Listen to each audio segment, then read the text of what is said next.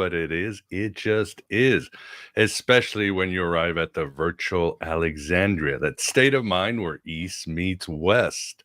My name is Miguel Connor, and I am your Pompatus of Gnosis.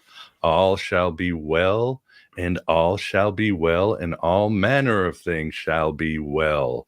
And for those of you watching on video, either in the tubes or Rockfin or Rumble and some of the other platforms, yes, that was the virtual Alexandria. I have recently added the module. Actually, it's a little bit different, but I added Active Imagination by Jung, an excellent video that you should watch. And as I've mentioned before, if you join the virtual Alexandria Academy, you get all 3 Astronosis replays. So you get an extra 30 hours of exclusive high-octane gnosis not found anywhere else for the most part. And I'm excited too because our guest today, I actually met at the last Astronosis. It was truly a pleasure hanging out with him and talking to him. He presented on Hecate, and it was a mind-blowing, engaging, and very ethereal presentation. So check it out. And of course, it does help keep the lights of the Pleroma on. And that guest today is coming for a new trilogy. So we're very excited about this as autumn is here and the season of the witch is arriving and the spirits are coming back and being active. And that is David Block. David, good to see you here, even though, of course, it was much better just hanging out in the flesh, in the meat sack over at the Theosophical Society. Yeah, thank you, Miguel. Thank you for having me on, and it's a pleasure to be here with you, and a pleasure to be on the conference, of course, as well. It was a wonderful time to meet very interesting people. Indeed, it was. Nice to be with you as well, Vance. Yes, Vance, welcome. How you doing, Vance? I'm fine. Looking forward to hearing about my former digs of Atlantis. You know, that was one of my incarnations. Thought you were going to say your former squeeze, Ishtar, but I guess. Hey, you never know. Yeah, never know. Yeah, she dumped me, though, you know. What can I say? Yeah, damn you, Hercules or Adonis or all those California blonde. Gave her a bad crystal, you know. It had a crack in it. Awesome. Well, good to see everybody already in the chats room. I hope everybody's having a good Freya day. Good to see Graham. Good to see Violet. Good to see Christine and everybody else. And yes, you definitely will enjoy it. Miss Sunshine Valerie. Good to see you too. Yes. Afternoon where you are. It's afternoon here over in Central. Mr. Mark Jefferson, how you doing? So I don't have any much housekeeping. Next week, as no surprise, we will have more Jung. We're going to have Jungian themes on a lot of very cool pieces of content, including my favorite anime, really my favorite probably Gnostic expressions out there, and that's Neon Genesis. But we'll also have Gnostic themes in Twin Peaks and other works. So we got we keep getting Jungian. There must be a force in the air because, as I mentioned in an email, I had like 2 Philip K. Dick shows lined up and they had to be rescheduled or they were canceled. So there's some force that's pushing away one of our saints and making sure we focus on Jung these days. But I ain't going to argue with the gods because like Ishtar, they will dump you hard if you mess with them. So yeah, we'll just get started. And at the end, if you have any questions, please super chat them so that we can get to them, or if you have any complaints, whatever you want to do. But it does help, again, keep the show going. I can't do it without you. So David, why don't we just jump into it and get started, shall we? Yeah. Absolutely. Let's start. All right, let's get the things over here. Here we are. Yeah, so this is a new series of free parts, and the first one is Atlantis, Ishtar, and humanity's fall. And in part 2, the title is the New Testament for a New Human. And part 3, I will decode the Space Odyssey 2001. And can be interesting after the Shining decoding, go back to Kubrick. And of course, there's a reason why this 3 parts is in the series. So if you really want to understand the Space Odyssey 2001, it's good, of course, to see the first part. There's a reason why I put this together. I hope I will wrap it up in a understandable way, but I will do the best I can. And sometimes I will have to take some detours. Right. And but in this part is in 13 parts, and the first part, and the Word was made flesh, intro, as within, so without, the garden, Cain and Abel, Tiamat and Stargates, Atlantis, Khronos and Zeus, the grid of the gods, Ishtar, the Phoenicians, Under Jolly Roger, Dead Reckoning, and the last part, and the Word was made flesh, outro. And this one will be a little bit dark, but for me, there are a lot of positive things, and I want to point that out, and I will hammer that home as well, because I don't want everything to be dark. There are positive message in this. People tend to forget the good part and focus on the dark stuff.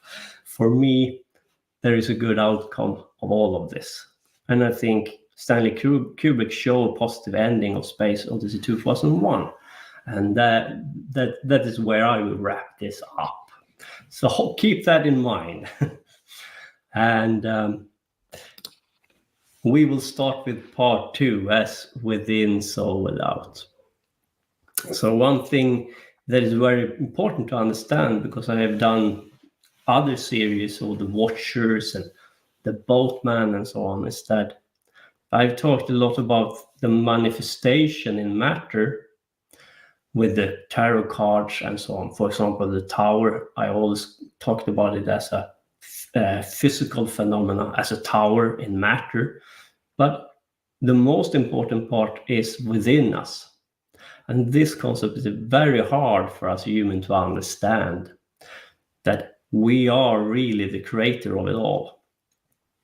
So what's happened inside of us will also have a physical manifestation without us.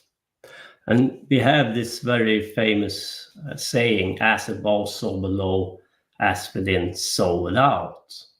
But I think many people miss the point what they're talking about, because it's so hard to wrap your mind around it. But it is really in the Kybalion and the Hermetic principles, we understand that the universe is mental, and that's very true. Our matter is made up of light, vibration, and sound, the 7 colors. And but it also happens within us. So what you do, if you do metaphysical work, if you aim at Sirius, and you aim at Sirius, you want to go there in the metaphysical, and that's your aim. Something outside of you do the same, but with matter. It seems to always be a reflection. So everything is inside you. That is the message. Nothing is outside of you. Even if you soul travel and you manage to leave your body, your soul, your spark, your light source, doesn't mean that you travel out there. It is more true that you travel inside, because everything is inside of you. But there is an elite that can't soul travel like you do. Therefore, they try to do the same, but with technology. Therefore, they are a manifestation outside of you. If you manage to soul travel to the moon, you will discover that there are buildings there. Someone has been there and put some stuff there. Buildings and so on. As above, so below. If there's stuff on the moon, if there's stuff on Earth, you will also find something on the moon. Or some technology on Earth aimed at the moon. We try to connect the moon. and draw down the stars, so to speak, and energies that to have an effect on matter through the metaphysical and through technology on different planets in our solar system. This is a very strange phenomenon, and it always comes to that what you can do from within your spirit, someone else have done in matter through technology. I can't explain it all. It's just bizarre. I know, very strange. But I hope I can make it clearer with this presentation. We have from Sumer, we have the cuneiform. They have the phenomena of Ansuki. And Ansuki is cuneiform, and it means heaven and earth. And Su is the spirit, or you in between the heaven and the earth. You are between these forces. But heaven also means metaphysical. Understand that you are between matter and the metaphysical, if you still have your soul, your spark. Now you can't really lose your spirit. You can't really lose your soul, not even the least. But your soul can become so dormant within you, and you can be so convinced that you have lost your soul, that they ain't there. What your mind cannot perceive or imagine is not there. Where your mind goes, you goes. Your imagination, what can be possible, is the first step towards the metaphysical.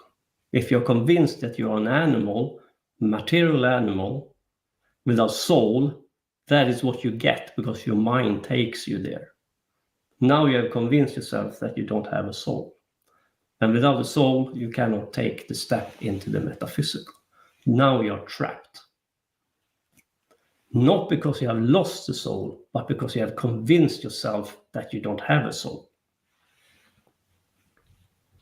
Be very careful with what you believe in, because that will take you on your fate will be determined by it. So let's go back to the garden. And I have talked about this before, but now we'll be talking about it on a different level. I will, and some of this stuff you all know about.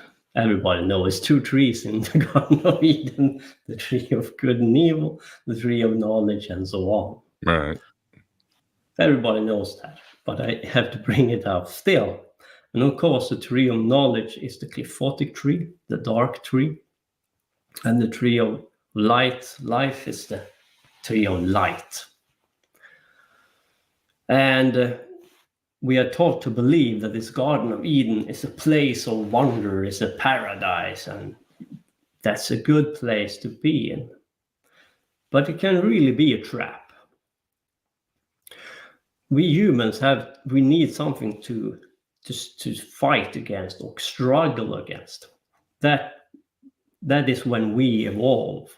If nothing happens, we become very lazy, laid back, don't do anything. It's very dangerous to have too good life. I'm sorry to say that, but if you're very, very satisfied with your life, you ain't struggled to get anything more than that. If you're satisfied with your house, your money, your job, nothing wrong to be happy, but that's not the main goal here. If you're only satisfied with it and you don't strive for anything more, then you're trapped in your own matter, in your own paradise. And I don't wish anyone bad luck or that they're unhappy, Yeah. but that's just how we are, the humanity is. Well, in this garden, you have the snake, of course. And the snake tempted Eve to eat the fruit because she would know evil or get knowledge of good and evil and gain insights. And the snake there's a lot of discussion. Who is this snake? Well, it is Azazel. Azazel is the snake. And he tempted Eve to eat this fruit. But there is a reason for it. It's not out of evil. According to the Watchers, from their perspective, humanity have come to a dead end. To be in a paradise where nothing happens, we become stale and nothing evolves from there. This is really a trap. Trap in matter, but in metaphysical paradise as in matter. Still a metaphysical place, but it's similar as to be satisfied in matter. In spiritual terms, it means that you don't evolve. And of course, many have speculated that maybe this is the construction of the demiurge and Enlil and so on. And there is some truth to that. And I think you can say that. Very interesting thing with Azazel is that his sigil is like Saturn's sigil. Saturn and Azazel have the same sigil. But this sigil of Azazel is not his sigil. It is really more the Saturn sigil. Azazel's sigil look a little bit different. Why does Azazel's sigil look like Saturn's sigil? What's going on here?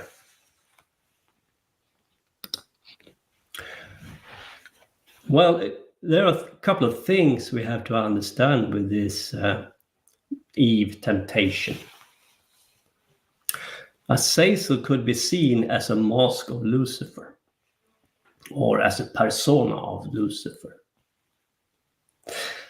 Azazel's sigil is the sigil of Saturn. Azazel have said or stated that he is trapped in Mimas, and Mimas is one of Saturn's moon. Lucifer is chained by Zeus on Caucasus Mountain. Lucifer is bound. Lucifer is held back. Lucifer is restrained. That is exactly what Azazel have said that he is in one of Saturn's moon.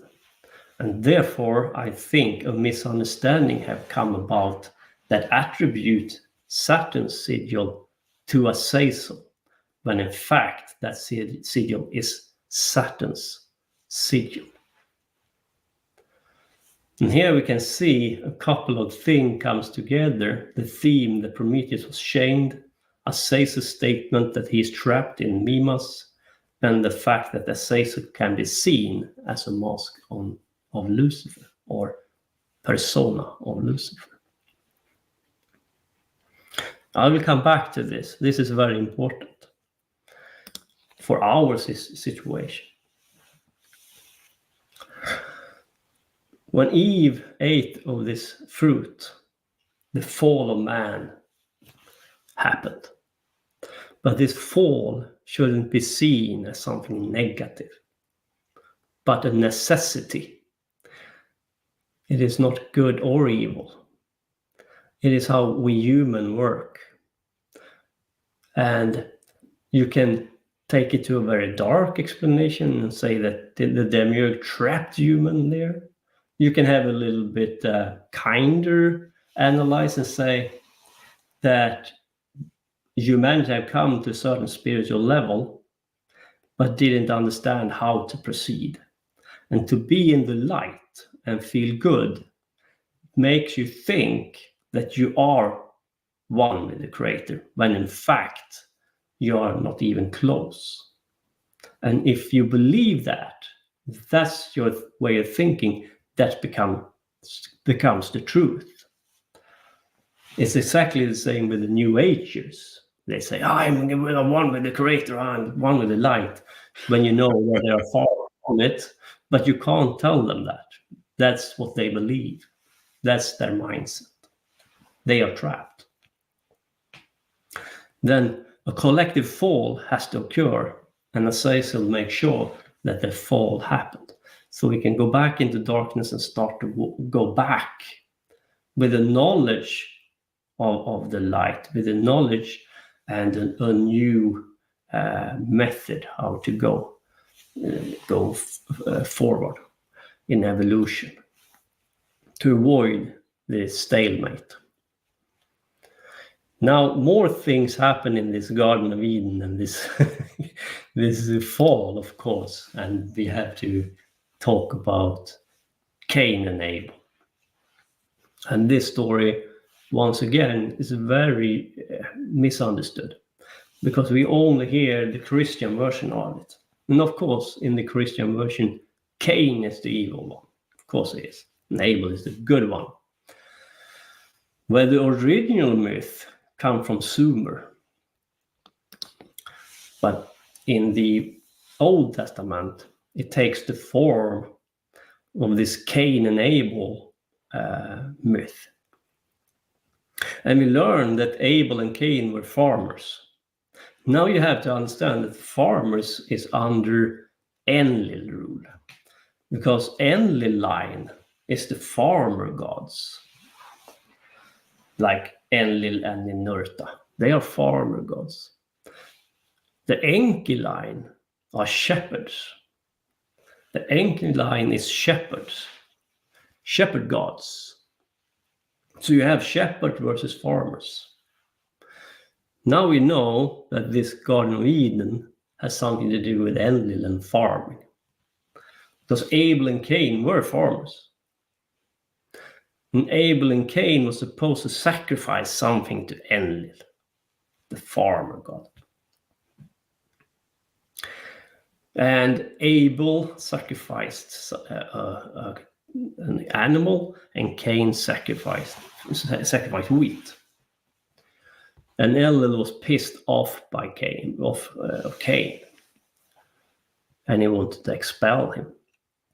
Now it says that Cain was jealous of Abel. Well, that should be understood as a very humane thing. When we are born and we realize that we are very different from our fellow man, I talk about all of you who listen. You understand that why can't I go to school? Why can't I sit still and just do what I'm supposed to do and follow order? Why am I always don't want to follow different, question things? Why do I want to walk my own way? Why ain't I a follower? Why can't I get a job 9 to 5 and be happy about it? And just shut up, get my money, have some children and die? No, something is nagging you. But when you're a kid, when you're young, it's also a jealous thing. You're jealous of people who just can go along. You are different. That's the reason why Cain was jealous of Abel. Why do I feel the urge to go against the god Enlil? Why can't I just go along? When you become older, you stop this jealousy and you realize that it's very good to be different. That's my strength. I have an individuality. I will have a hard life in this social machine because society, yes. But it's a good thing. I don't want to be like the others. I don't want to have an original work. Nothing wrong with work, right? But it has to be something more to life than that. Something else is taking my attention. When Cain kills Abel, it can be understood in more than one way, as always. These stories could be understood on very many different levels. But you can view Abel as the part in humanity that want to obey and just want to go along and want to bend its knees, want to adhere to authority. When Cain slay Abel, Cain cut out the part of him that wanted to obey or bend his knees to the God Enlil. He started to take out the part in him that told him to obey and to be obedient and not think for himself. And all of you had slayed many Abels within you. And you start to walk your own way, different from the mainstream humans. You have your own ideas, what you want to do. And for the most part, they are metaphysical. And now you become a walker with Cain in the metaphysical, or towards the metaphysical. For the punishment, Enlil expelled Cain. Now that wasn't a bad thing. That was planned according to the Watchers, because they didn't want Cain in paradise. Nothing happened in paradise.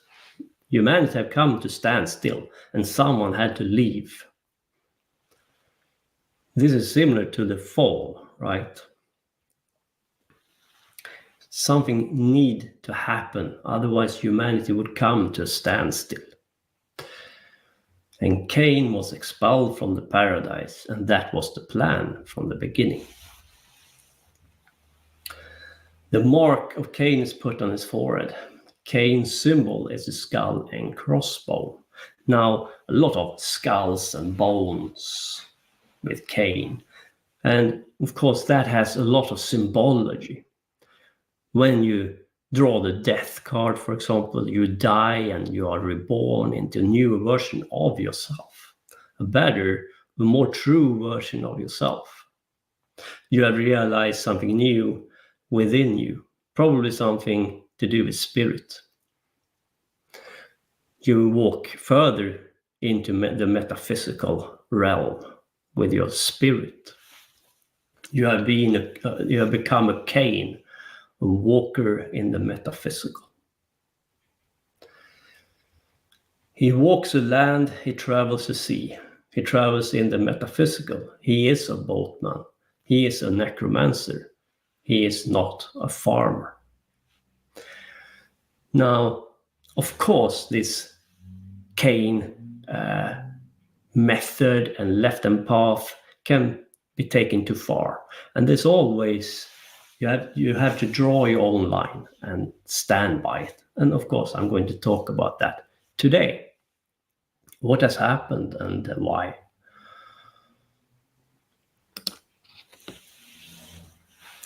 In part 5, we talk about Tiamat and the Stargates. So I want to take you into technology for a while now. And I will talk about this Tiamat, an ancient god, a great old one, the old dragon. But what is this story about? Some say Tiamat and Krypton is the same planet, and this is a planet who existed between Mars and Jupiter and became the asteroid belt when it exploded. There is also speculation that it was a water planet. And we have this mythology about Superman, right? These superheroes are always into some esoteric stuff. Not always, but most of it. Some deeper meaning behind the cartoons. And Superman have an S on his chest. Some speculate that it is serpent. I think it is serpent from Sirius. And now I will speculate a little bit further. This cannot be proved. Not yet, at least. And of course, this is speculation. But I think that in very old times, Sirius had a natural connection to two of our planets and suns in our solar system. And that was Tiamat and our sun. That was a natural stargate for us to travel to Sirius in the metaphysical, through yourself, through your spark, through your soul. During this time, you had a natural connection with the spirits from Sirius. But something happened. In the Sumerian mythology and in Babylonian mythology, you have this war between Marduk and Tiamat, or the Anunnaki gods and the great old ones.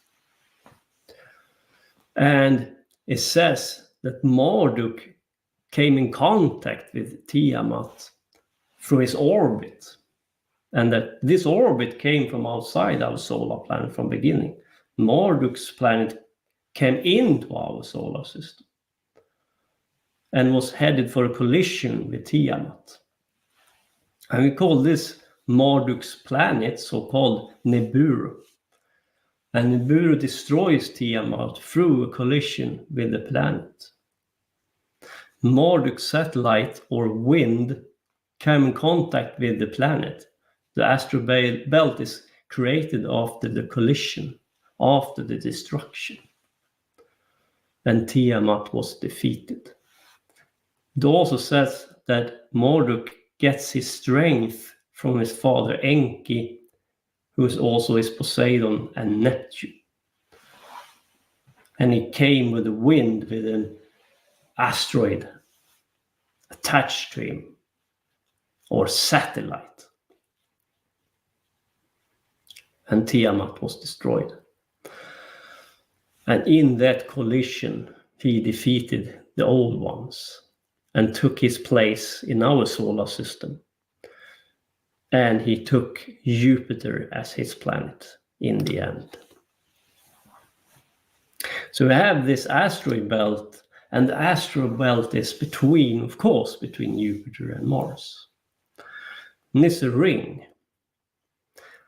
And of course you can see it if you have a good good equipment.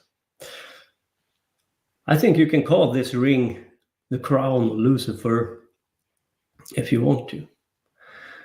Because I think that they try to uphold the Stargate, the natural Stargate, towards Sirius by taking one of the asteroids from this asteroid belt and move it to where our moon is now, or it is our moon. Why? Because they still have that resonance from Tiamat, who had the connection to Sirius, natural connection, resonated in this asteroid belt. They took a big chunk of this asteroid belt, an asteroid, and moved it to create our moon. And our moon become a gate or a stargate towards Sirius. But they needed to put some technology on the moon for it to work. And I will come back to it why. But there are more things happening here, right? But they tried to uphold the Stargate who was destroyed. The natural Stargate for the human race to have a natural connection with the spirits from Sirius. And the spirits from Sirius is called the Oneness. And they are the one who teach us the art of civilization and esoteric methods and so on. If that connection is destroyed, then we don't have this natural connection and knowledge from these forces or spirits. We also know that the moon is responsible for ebb and flow. Therefore, it has a connection to water. It's very strange, a lot of phenomena with this moon of ours that cannot be explained in natural terms. The size of it, the dark side, a lot of things going on here. I will not talk about it more than this because it's going to be very long anyway. But we all know that there are a lot of strange phenomena around this moon of ours.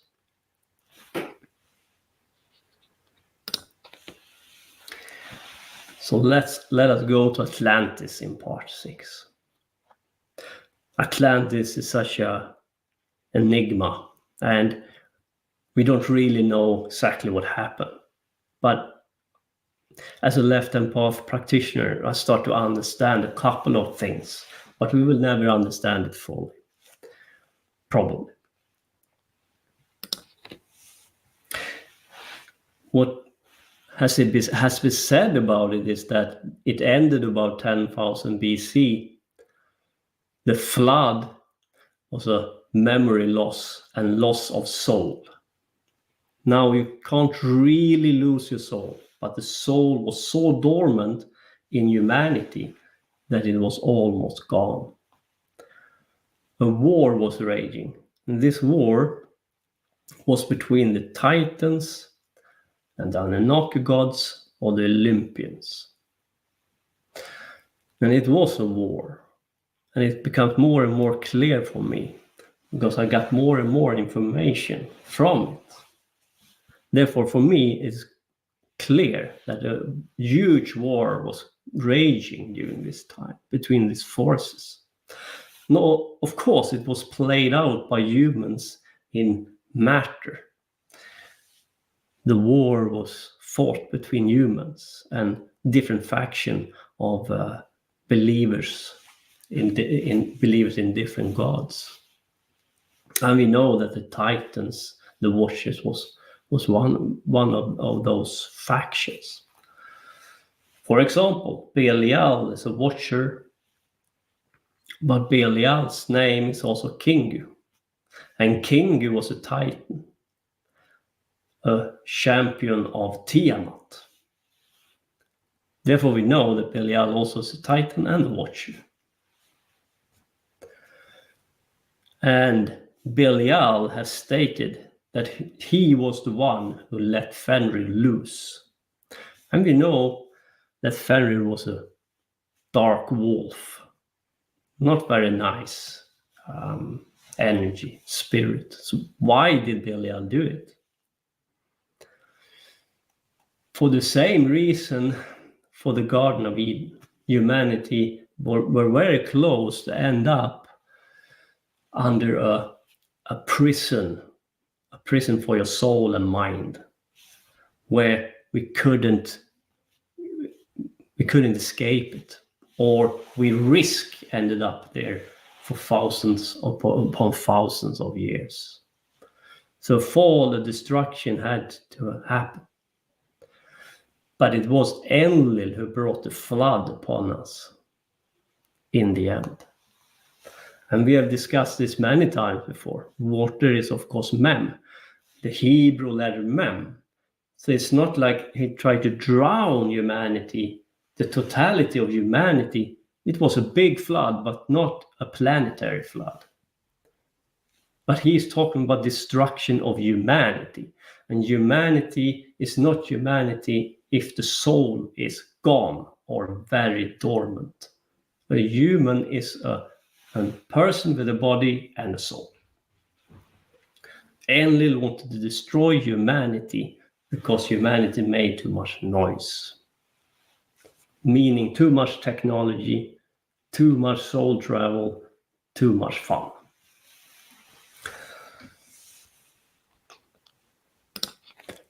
Now we also know that Fenrir, according to the Asal belief, swallowed the sun. And I think it's a symbol act of shutting down the sun or blotted out the sun. Could be done through technology and esoteric method. But I think the sun was very close to go blank, so to speak.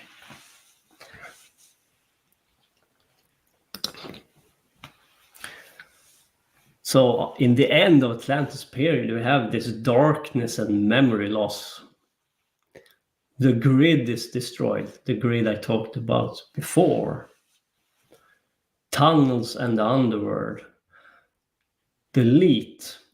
I call them elite because they still have control of a huge part of humanity. Therefore, they are some kind of elite for me. if we don't want to call them elite, we have to do away with them.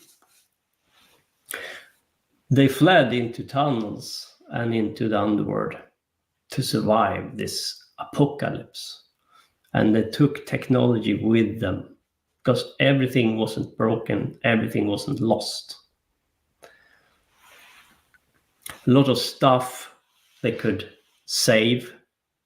And I'm sure there was a huge struggle between this so-called elite and what they wanted to do with the technology, who gets what, how to, what technology should we save, and so on. It's not like these people are in perfect harmony with each other, right? A lot of conflict during this period of time.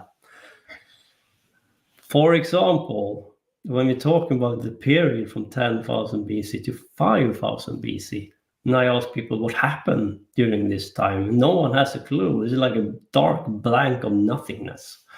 And it doesn't seem to find very cool structures like the pyramids, because I think if you're into esoteric lore, we believe that the pyramids are at least 12,000 years old, right?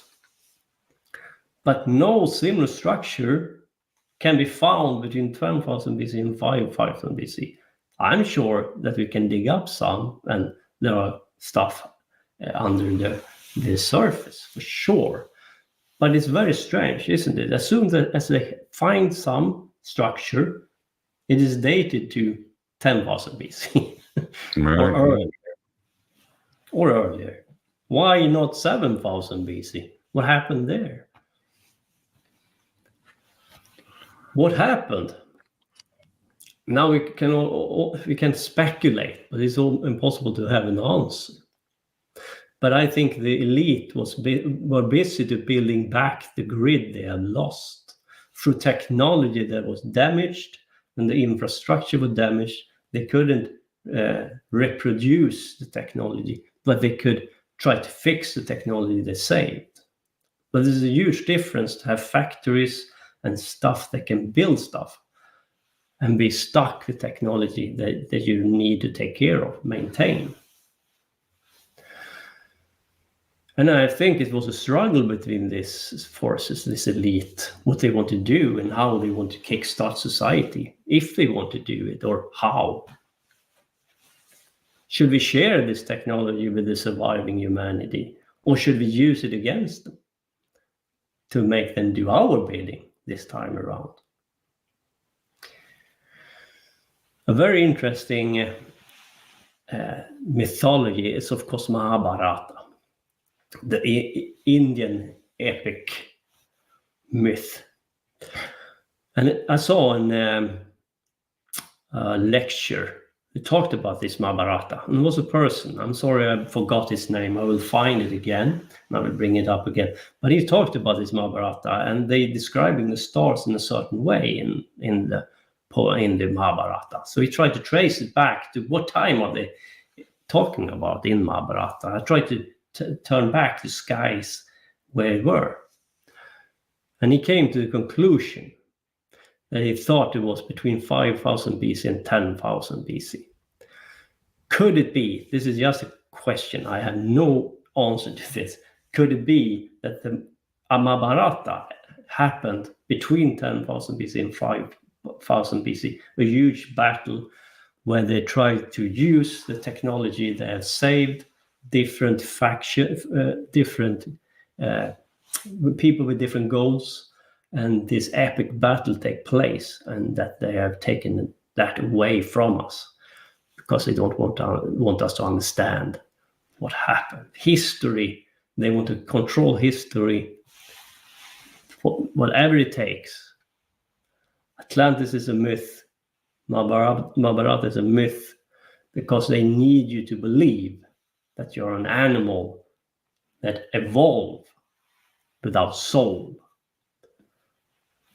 And that's how they can control you. If you believe that something else has gone on in the future, you can become empowered by it. If I tell you, you have been around at the period of Atlantis and you were maybe a very powerful esoteric priest with a lot of knowledge, and with soul, and that your soul traveled back then the game is up. They have to convince you that you're a piece of shit and you should work and die, and that's it. History can prove them wrong, and they don't like that.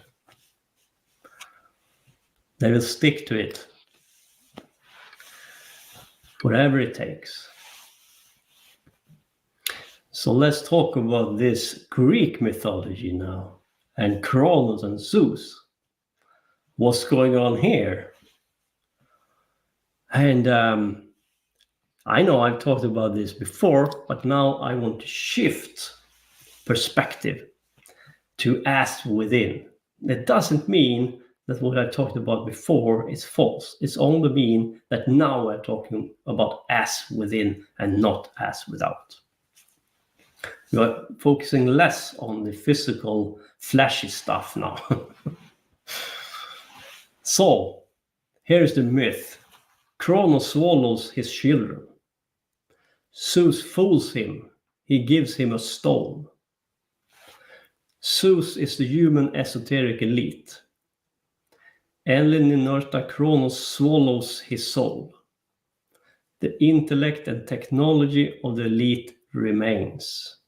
Zeus is the part of humanity who lost their soul during the period of Atlantis. Enlil drowned humanity in memory. In the end of Atlantis, a human esoteric elite survives through technology and intellect. The soul is destroyed, swallowed. The soul cannot really be destroyed. The knowledge remains, no memory loss. And I think they managed to go around this with technology. The elite has to rely on technology and esoteric method based on an external source. The soul is lost. They control the astral plane through technology and through some esoteric method, but they are stuck in the astral and in matter. They can't go further than that. Then you need a soul. Or you can hope for technology, because hope is the last thing that escapes humanity. So you can hope for technology, but I don't think you can.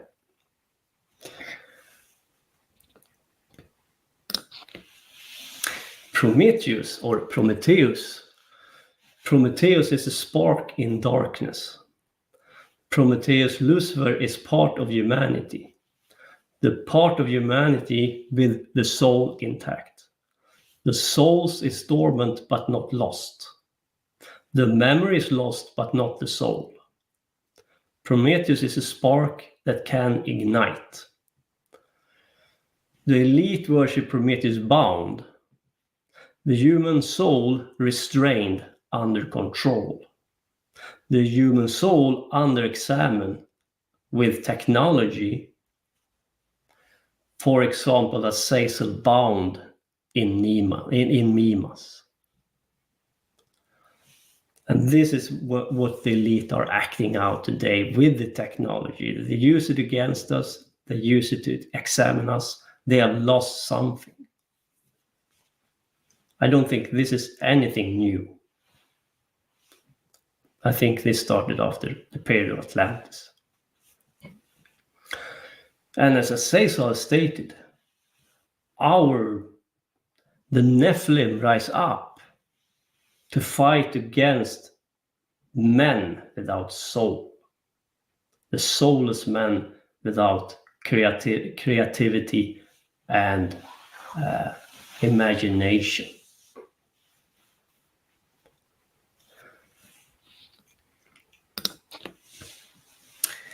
Prometheus is chained by Zeus on Caucasus mountain. An eagle takes his liver over and over again. Prometheus is an immortal and cannot die. Zeus wants to know what Prometheus knows. The liver is also a symbol for to know divination through the liver, seat of the emotions, and the soul.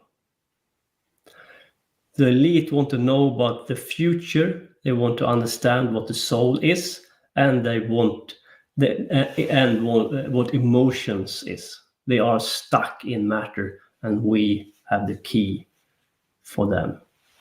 But they don't understand it, what it is, the spark, the soul. And of course, this is the theme in Dark City. This is the Dark City talks about. Yeah. The soul is what they search for.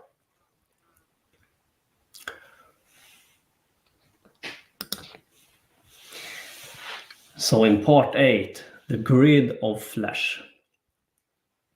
So what is this grid? And this is a lot of misunderstandings in this. I tried to explain it many times. I will try to do it again with a little bit different twist. Well, the demiurgic prison is of course not the totality of the universe, but a very small, minute part of it. But sad to say, we are part of that minute place. So the planet in our solar system is part of that grid.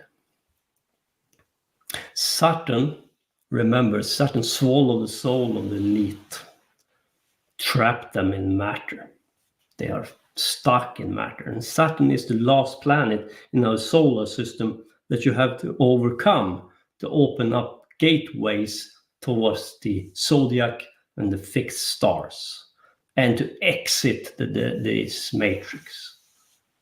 To exit the matrix, you have to go through Saturn. So the zodiac and the fixed stars is really the boundaries of this demiurgic prison. And I say prison, but it sounds very negative, but there are good things here as well, I promise.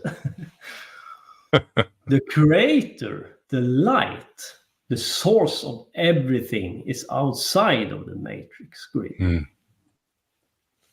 And therefore, you have a choice. If you are in the right-hand path, your aim can be to join the creator, the light, exit the matrix, exit reincarnation, and never come back again. And you are gone. The good part is that they cannot stop you if you really, really want it. But they will make it very, very, very hard. Through technology, and the most important part is not technology, but it is a war over your mind.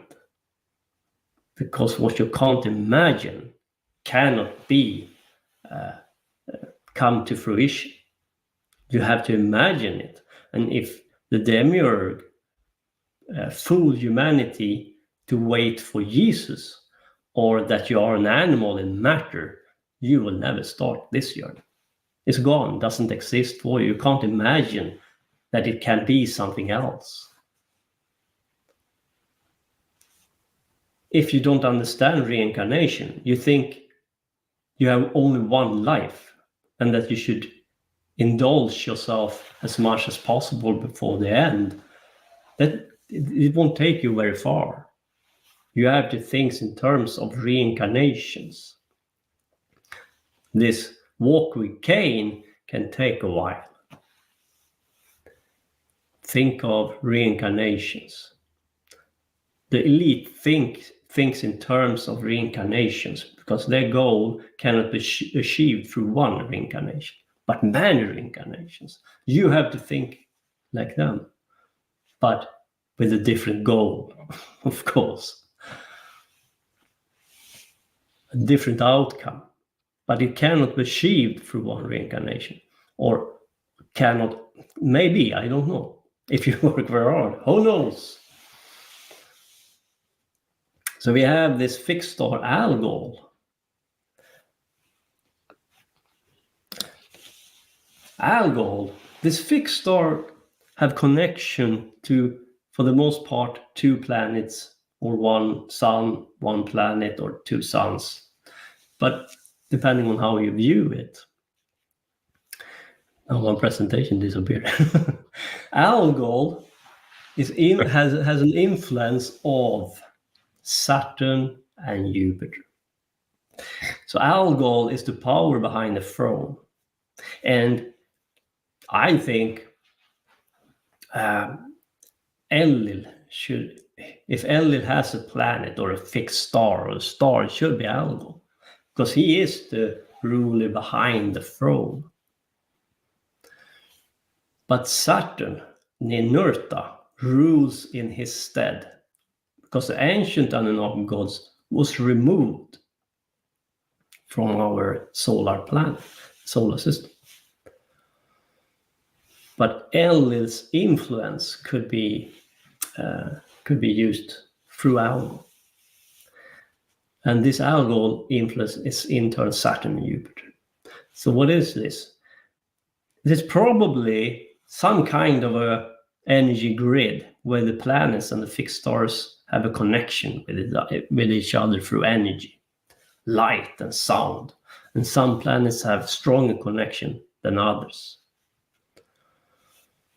and influence each other more. And of course, we come to astrology and stuff like that.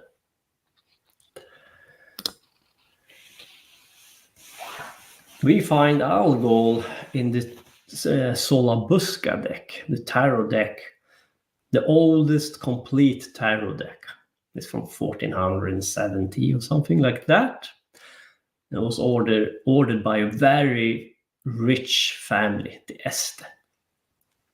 In one of those cards, in the Major Arcana, card number 13, the death card, of course. But in this card, you see Perseus, and the Perseus has stabbed a Gorgon head in the eye. But there are more things happening here. Now remember, this can be understood on many different levels. And on one level, you can talk about Orpheus, or it's a symbol of Orpheus, the Gorgon's head, the head. And Orpheus was a musician. Now we come to that in more detail. You can also see it as Gorgon, Medusa's head. And Medusa is attributed to Algol. The star Algol is attributed to Medusa. The head of the Gorgon is in Algol. And it is Perseus who cut the head off Medusa and take it down to matter and use the head as baneful magic against his enemy and turn them to stone. Because if you see Medusa in the face, you will be turned to stone.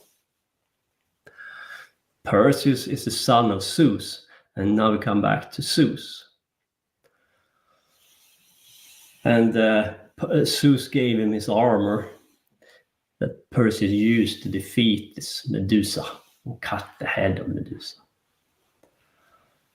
We have this same theme in Batman, where Ra's al Ghul is the enemy, is destruction, is chaos. So what they are talking about is to keep chaos at bay and use the enemy's weapon against the enemy or against humanity. It's a flag, and on the flag it says, driven by fate, that he's bound by a pattern.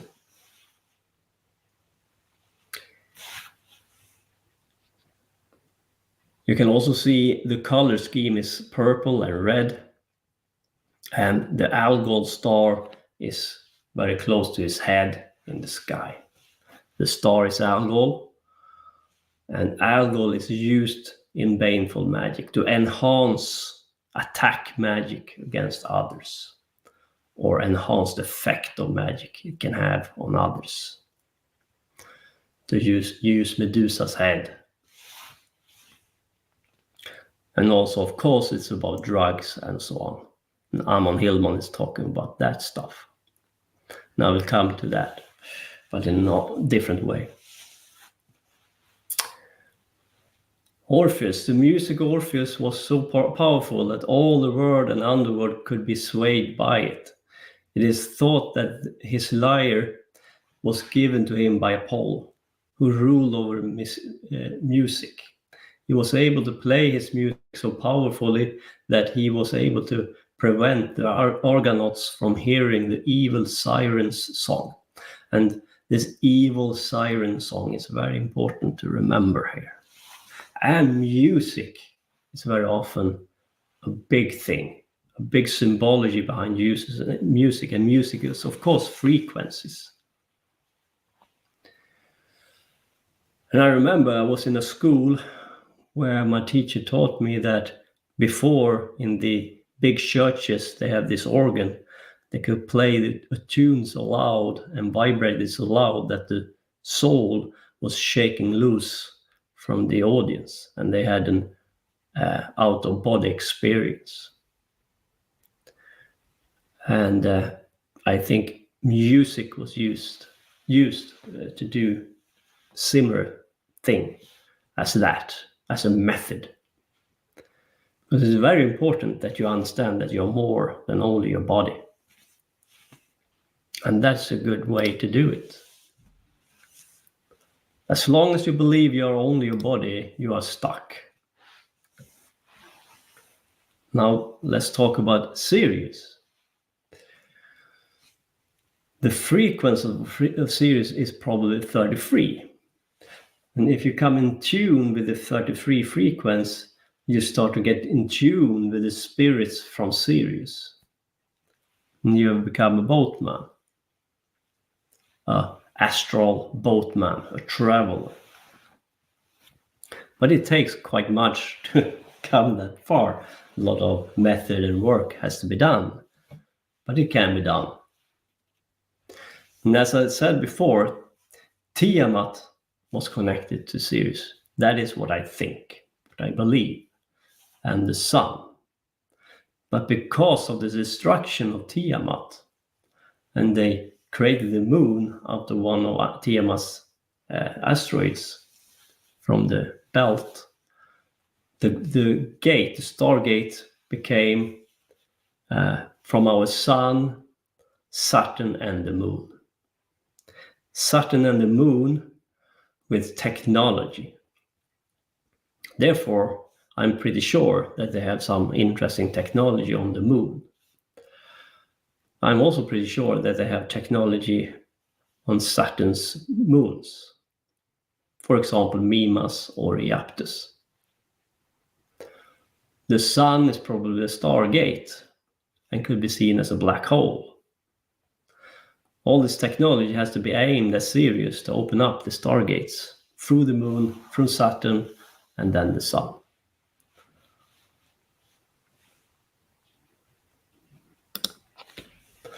The gods that are attributed to Sirius are very interesting.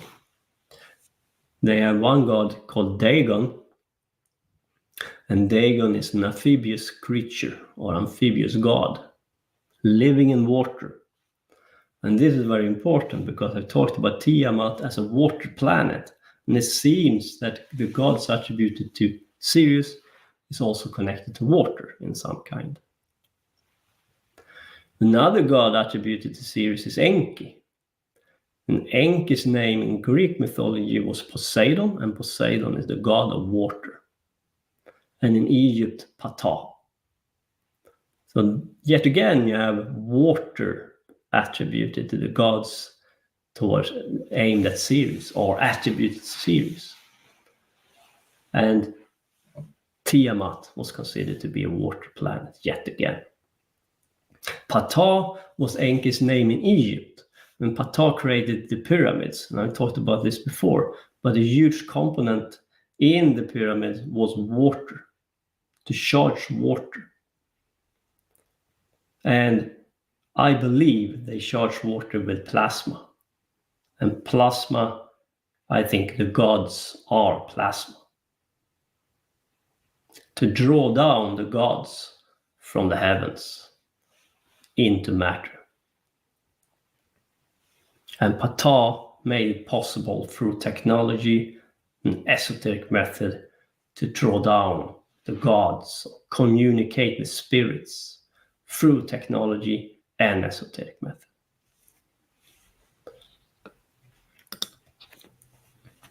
And I've talked about this many times before, but it's worth mentioning it again. We come, of course, to the Tower of Babel moment. What is happening here? It is 1850 BC in Babylon, and the Mardukites have taken over the city, and they worship Marduk. And they start to build this tower. They want to reach the heavens. And this is Etemen Anki, Kadinge Raki of Babylon, or the Tower of Babylon, the Ziggurat of Babylon. And ziggurat are 7-stepped pyramids, but nonetheless, they are pyramids. And you can see the cosmic influence are Mars and Saturn, of course. Sadly, it was destroyed by Nimrod. And there are many misunderstandings of this character, Nimrod. This Mardukite elite priest class was on their way to succeed, to recreate the technology, to open up the Stargates again, aimed at, I think, Saturn, the moon, and our sun. And from Marduk's point of view, it was quite urgent to do so, because according to me, what we see in the Greek mythology, this is further back in time, right? We are not there yet. But Marduk he's a demigod. The forces of Enlil, Ninurta, Saturn starts to work on him as well. He starts to be heavy into matter in a fallen state or a fallen angel state. He's a demigod, therefore he shares a lot of our traits, the human traits, limits, but he is more powerful as a god, of course, half god, demigod. The urgency was, he created the tower because he wanted to reconnect to his father, Enki, and Enki's star is Sirius, and wants to open up the Stargates again, and the technology is there on the moon, Saturn's rings, and the aim was for our sun. And the black sun behind our sun, Sirius, or the sun behind the sun, 666. And Thoth is also into this, but Thoth is not a physical material planet or sun. It is something, a mental state within you. It is a hidden Sephiroth. Hidden Sephira. This Nimrod is Ninurta. And Ninurta works for Enlil. And Nimrod infiltrate the priest class of Marduk and destroy this building from within. Meaning they don't want these forces to reconnect to heaven. Enlil have already told humanity, no, too much noise, too much soul traveling, I don't want you here, please go away. I will destroy you again. He's no fan of humanity, let's say like that. Doesn't even like our music, huh? Not even the music. Not even Elvis. Yeah, well, it was probably Taylor Swift that made him permanently change his mind. So. Yeah, probably. Some shitty music. Anyway, the destruction was complete. And he fractured the Babylon Tower and the language. And remember, language is a form of technology. Mem is language. Mem is water. Mem is nations. And he destroyed it and separated us. And separated the human race. He didn't want us to come together and try to do something.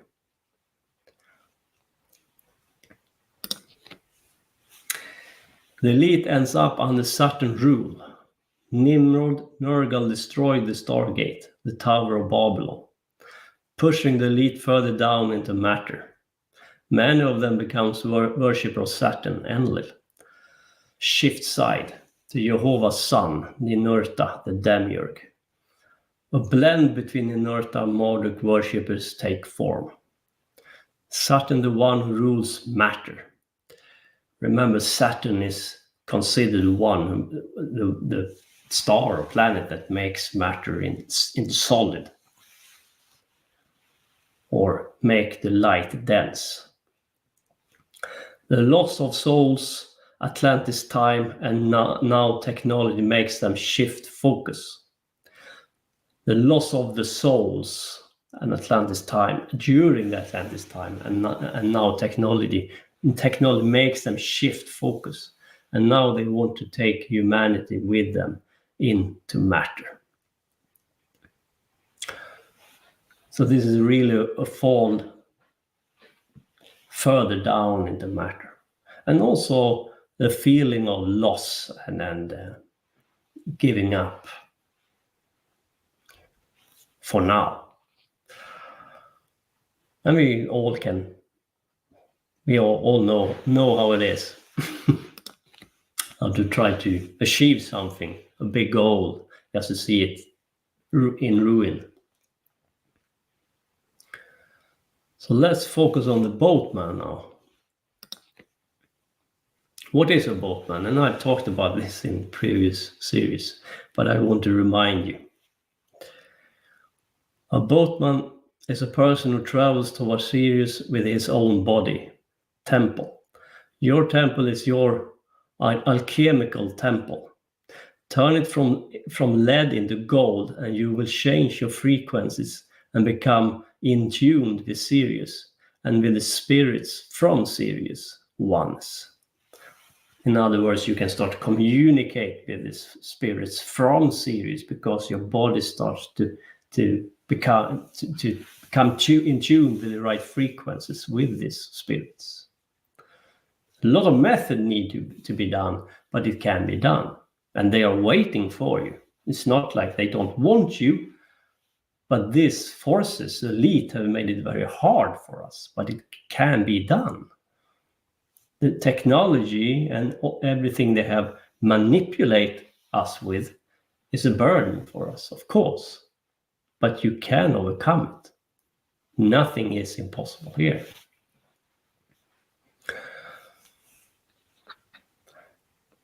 Now, for me, I have decided as a boatman, I want to return here. I don't want to leave. I don't want to go back to source, to the light. But I don't want to go into matter without spirit or without the ability or knowledge to soul travel. Therefore, I will not be trapped in matter, but I can enjoy both. I can be in matter and leave whenever I want into the metaphysical and soul travel and take back everything we have lost, and to rediscover everything we have lost after Atlantis. There are a lot of realms, metaphysical realms, waiting for us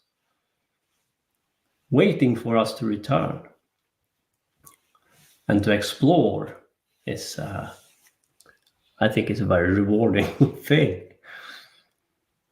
Remember, this ain't a prison if you can leave whenever you want into the metaphysical.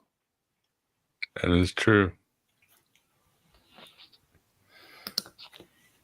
And there are a lot of things that is very good in matter. Remember, everything is not dark and bad here. We can watch the sunset. We can have a fire going, have friends, having a good time. If you leave and go back to the source, you will never experience this again. Now, I understand that some people have a bad time and suffer. And there are a lot of suffering right now. And that has to change, of course. We have to do away with this elite and take over and change this place to our image, not theirs, of course. Now, these amphibious creatures, I want to talk about them because they start to pile up through myth and so on. And I also want to remind you again, the Tiamat was a water planet. The gods and spirits from Sirius is amphibious in turn. So you have Dagon, the god, is amphibious. The great old ones with the Cthulhu and all of those is amphibious. Oneness is amphibious. Octopus is amphibious. Sirens are amphibious, and mermaids are amphibious. Now the sirens we have to take in brackets, but we will come back to them. And the very interesting thing is when people talk about these whales and dolphins and so on, it seems to come from a different world. They seems to not belong there. I don't know. I just want to bring it up. Maybe there is something to it. Maybe they ain't from here, from the beginning. Maybe they come from another planet. Who knows? Speculation from my part.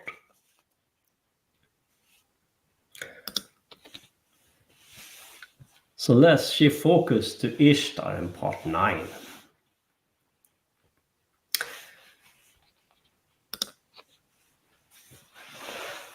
Ishtar has many names in myth and legend, and here is some of them. Inanna, Isis, Aphrodite, Venus, Astarte, Metis, and Brigit.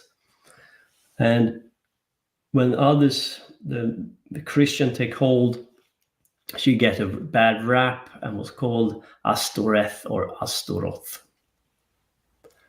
These are a few names, but there are many, many more, and they call her the goddess with 1,000 names. So this is just the start of it.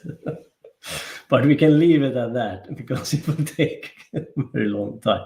But these names most people recognize or they know of. And of course her planet is Venus. The transfer of the arch of civilization from Eridu to Erech. So this is in the Sumerian mythology and Babylonian mythology, and this is about Ishtar.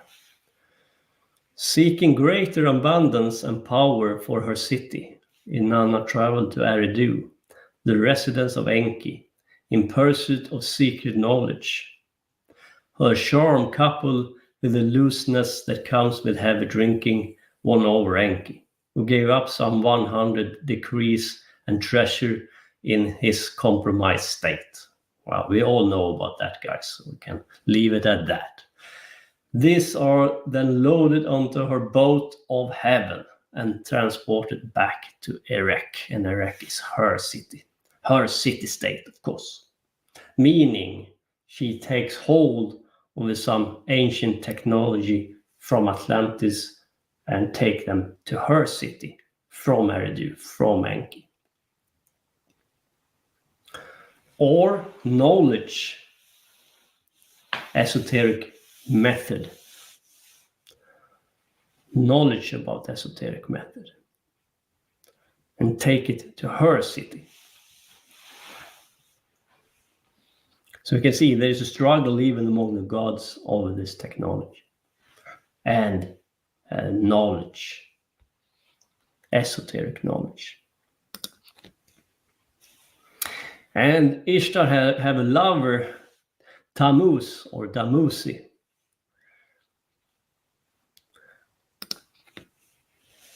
And we learn about the descent of the goddess Ishtar into the lower world. So the romantic patina for Inanna Ishtar is toned by the Romeo and Juliet motif in the relationship with her consort, Damuzi, Sumerian, the god shepherd. The name Damuzi means the good shepherd. This is important, right? Because Damuzi comes from Enki line. Damuzi Tammuz is actually the youngest son of Enki.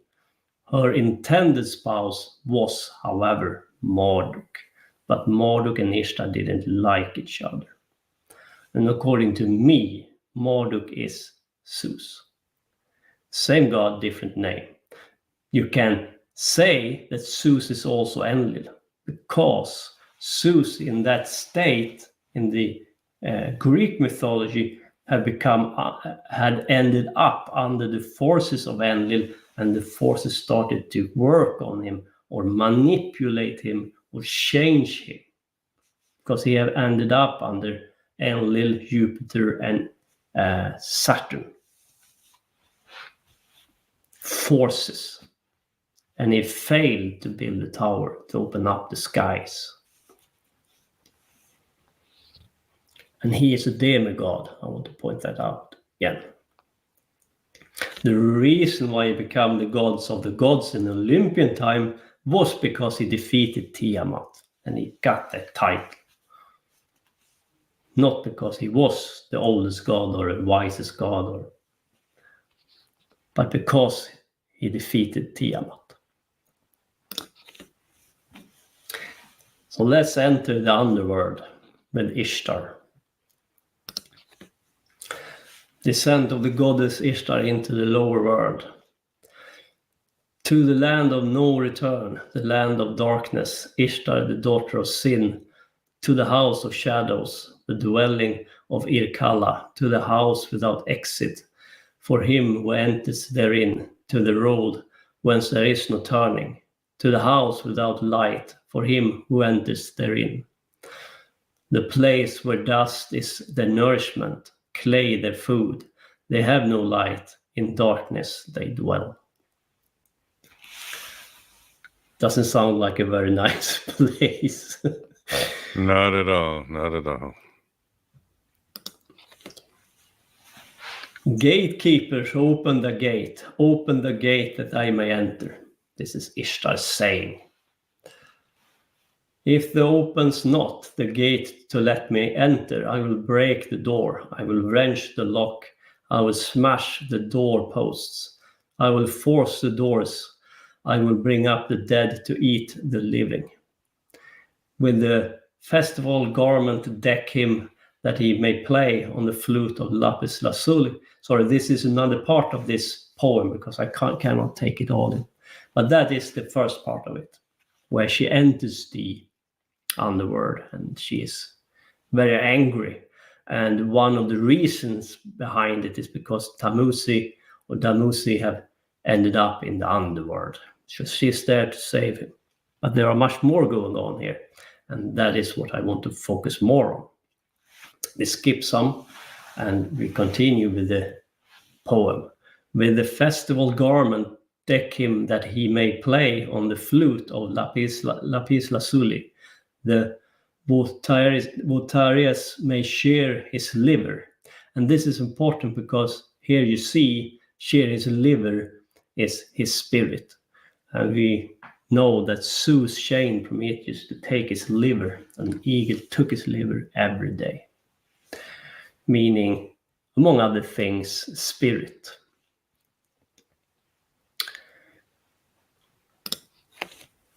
Belili bared the lament of her brother.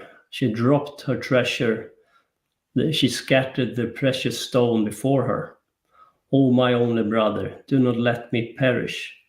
On the day when Tammuz plays for me on the flute of lapis lazuli, playing it for me with the porphyr ring, together with him play ye for me, ye weepers and lamenting women, that the dead may rise up and inhale the incense. So what is going on here? There is Ishtar is a witch, or she used witchcraft and comes very close to Cain in many respects. And there is a method you can learn if you walk with Cain, and that is to contact the spirits of the dead. And by releasing them, you can gain their knowledge because they have been in this state for a very long time. You gain their knowledge, and for that they get released. The releasing comes with the knowledge they have gained to you. And I think Ishtar was there to gain power and knowledge through the release of the spirits trapped in this underworld. And among them was Tamusi. But it was not the main reason she was there. Maybe one of the reasons. In realms between worlds, many souls remain trapped by false fate. Rise or passage of paternal solar cults of the lie are but dead ends, closed gateways from restructured half-rights stolen from ancient cultures. So here again, it's very important what you believe in or what you choose to believe in. If you believe in a hell and that you will end up in hell, then your mind will manifest that hell for you and you will end up in the underworld. That's one way you can end up there. Your mind are very powerful. You have to feed it with good thoughts and intent. What you believe in becomes manifested. As within, so without. And some of the soul in this underworld, well, surely people have chosen the wrong path or wrong belief. And it's also about turning on the chakra system to allow this method to work. For it to work, you need to work with the chakra and the kundalini, and you have to work with other methods, of course, but that's a start of it. And of course, these trapped souls are released to go back into the reincarnation circle again, and they will come back. And if you remember in The Lord of the Ring, Aragorn goes into an underworld and release the ghosts. And for their service, he released them. And the ghosts help Aragorn to defeat Sauron's army in Minas Tirith. And there are a lot of skulls in this, this tunnel, in this underworld he enters with his sword.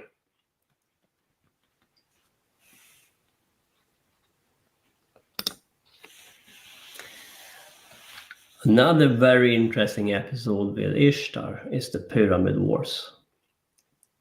And this is very interesting because of what's happening today, among other things. But the Pyramid Wars is very important happening. It is between Marduk and Ishtar. When Marduk retreats to Egypt to regain supremacy of his own Mardukite tradition, Ishtar sets her sight on making the powers there her own as well. The fighting that erupts between brothers may be of similar theme to what is alluded in the farmer gods versus shepherd gods. So here you can see there is a war between this faction, the farmer gods versus the shepherds. In the end, Marduk, Danusi is killed, and Ishtar is pissed off, of course, and managed to trap Marduk in the pyramid. And it sounds like myth and fairy tale, but the fact is, if Marduk is half god and for the most part made up of plasma, and if we allow the probability that the pyramids can take down plasma into water and make them manifest there, then Marduk becomes trapped in the pyramid. Therefore, for me, this is not myth. It is technology and the truth about the gods. And I think you will see in the near future that there are plasmas around the pyramids, not necessarily gods, because all plasma is not God, but gods are made up of plasma.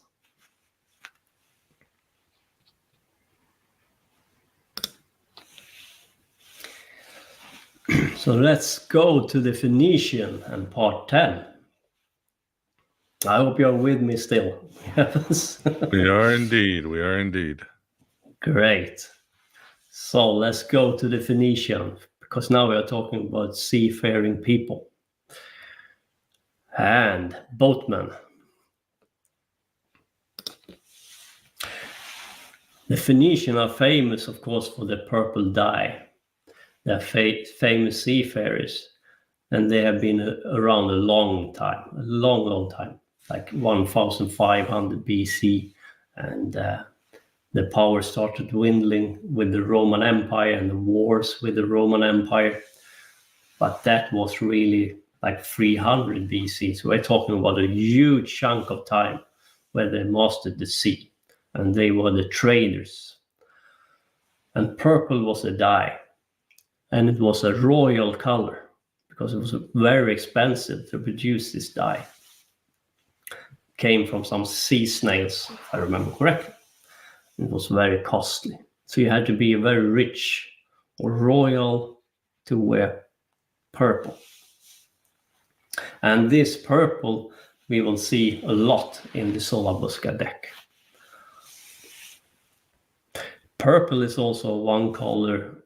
Saturn's color is, among other things, purple, but also Thoth, the hidden Sephira, purple.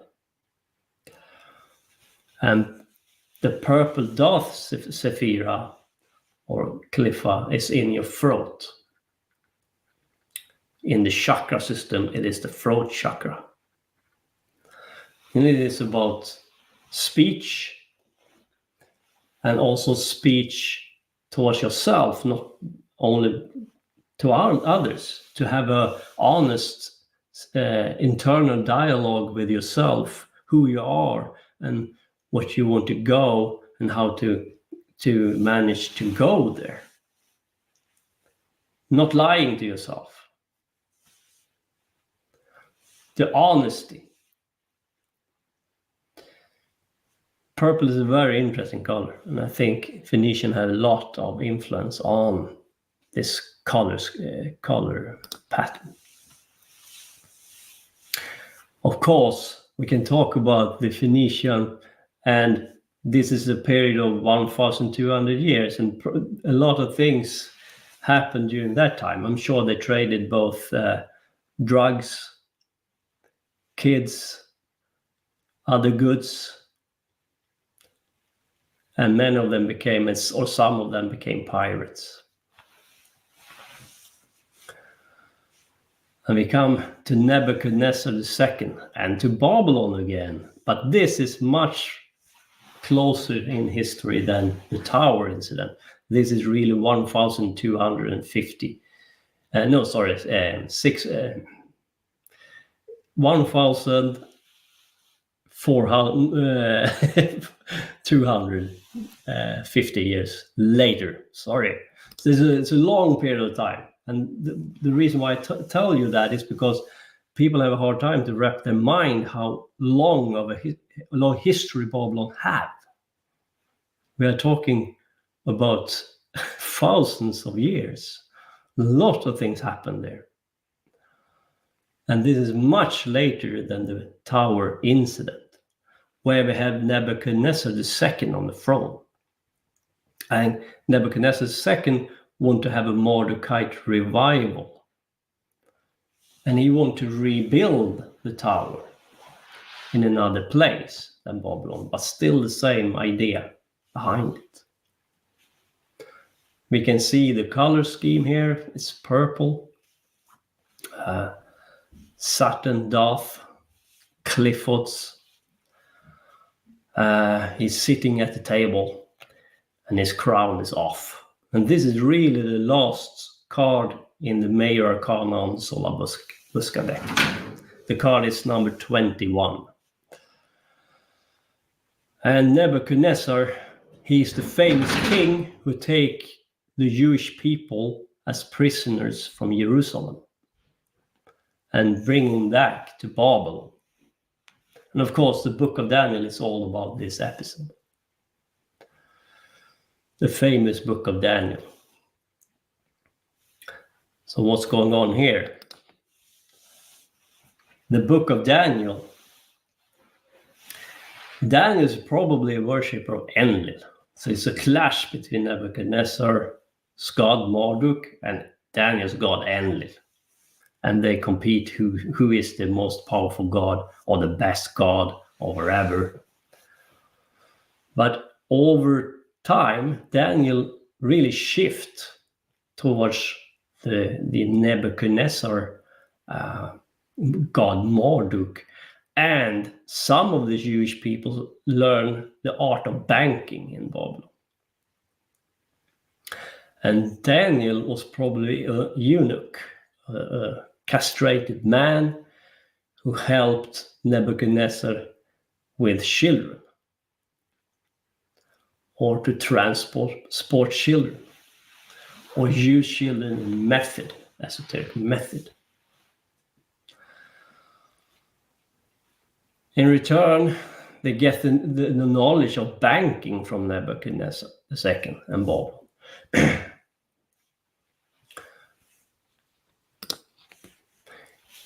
We can also see that this Nebuchadnezzar is the first card in the Solabuska deck.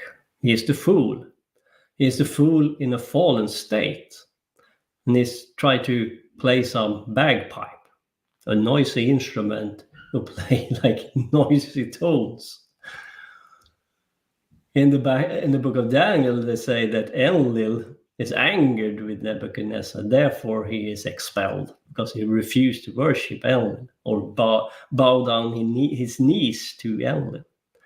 But what really goes on is probably that he have gone crazy from drugs and use of children and so on to produce drugs.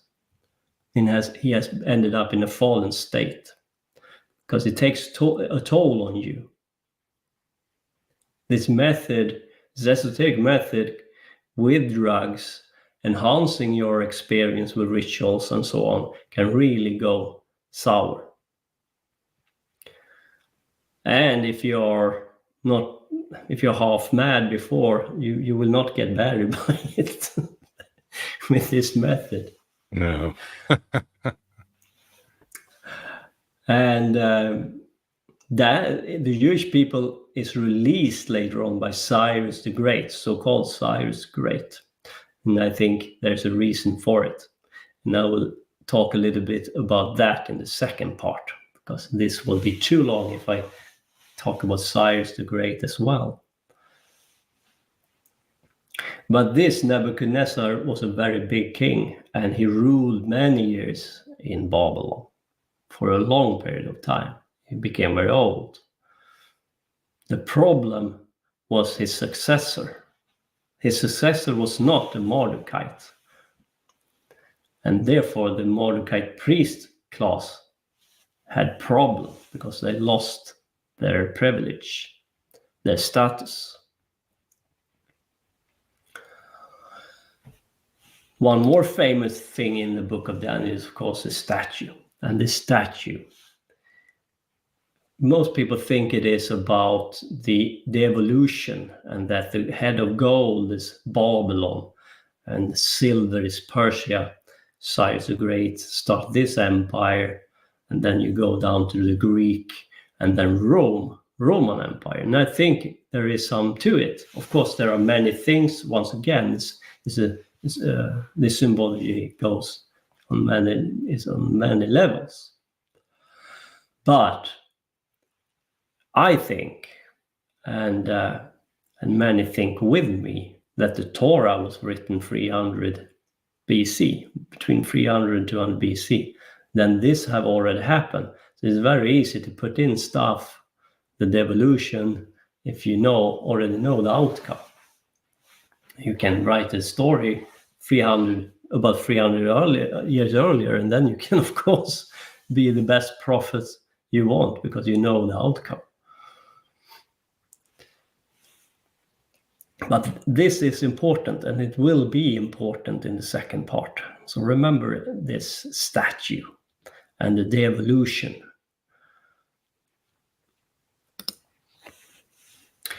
Another character, very interesting character during this time, is of course Alexander. And we have been taught that Alexander was Alexander the Great, He was a great general and a conqueror and an empire builder. All these empire builders you should be very worried about them. There are a lot of things going on there. Who backed them up with gold? Who backed them up? Why can they buy the soldiers' army? How can they raise this army? Where does the gold come from? Of course, Babylon, some of it. Babylon banksters found them for a reason. An empire is good to have if you want to make trade with different goods, among other things, kids. It's good if you have a banking and you can have one banking class printing coin in many countries. Then you become much richer, much faster, and you can start to put the infrastructure in place again in a much faster pace. You need money, you need slaves, you need people. Alexander was one of them, and Alexander was not so great. He was, among other things, a pirate and being accused of child trafficker. Go figures. And a pirate that trafficked kids, because kids was a very valuable thing and also used in different esoteric methods with drugs and body fluids. Yeah, very dark stuff. And you can see here, Alexander the Great, not so great, color is purple. And the Solabusca, I will talk more about the Solabusca, but you can see Alexander is a huge figure in the Solabusca tarot deck. He is the king of swords.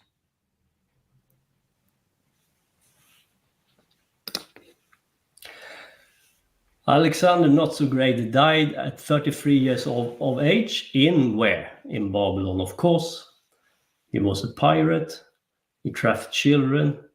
Claimed to be the son of Zeus, or Zeus Ammon, right?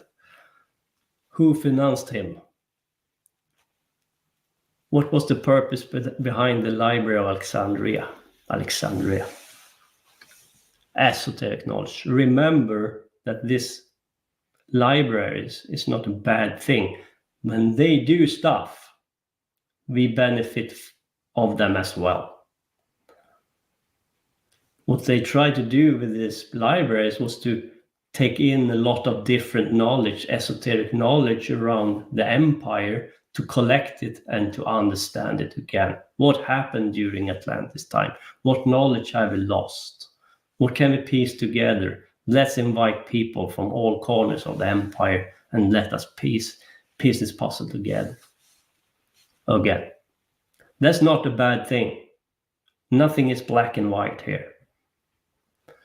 Not even the technology is a bad thing, because we need technology as well. When they build their infrastructure together, we can connect. We start to understand what's going on. We wake up as well.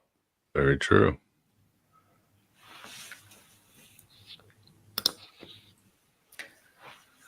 So this Solabusca deck comes from Venice, for example, or that surrounding from the family de Este. And the Venetian was, of course, the new seafaring traders. They were banksters. They had esoteric knowledge, and Columbus came from this milieu. And Columbus is deemed to discover America, which is a complete lie, of course. He was there to claim the land, but he didn't discover it. It was discovered long before. But Columbus was there to claim America under the Venetian pirates or the Venetian oligarchy, to put the flag on the land.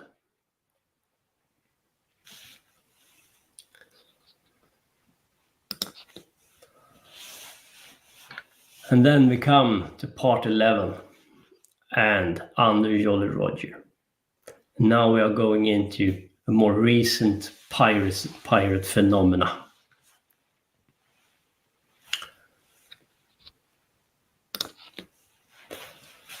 I call this the dark boatman archetype. The dark boatman archetype travels the sea, the waters, the mem.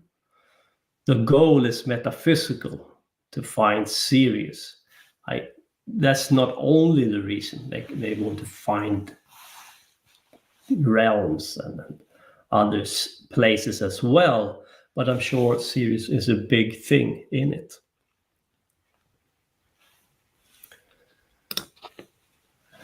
So let's turn to the sirens. Sirens. Siren in Greek mythology, a creature half bird and half woman who lured sailors to destruction by the sweetness of her song. Both women and men couldn't be sirens from the beginning. Tritons were the counterpart, and they were men. Sirens are beautiful women of the sea who sing songs that hypnotize or lure and trick men into shipwrecking their boats on rocky shores because they follow the irresistible song. Odysseus instructs his crew to tie him to the mast, telling them to ignore whatever he may say while under the sway of the siren's song.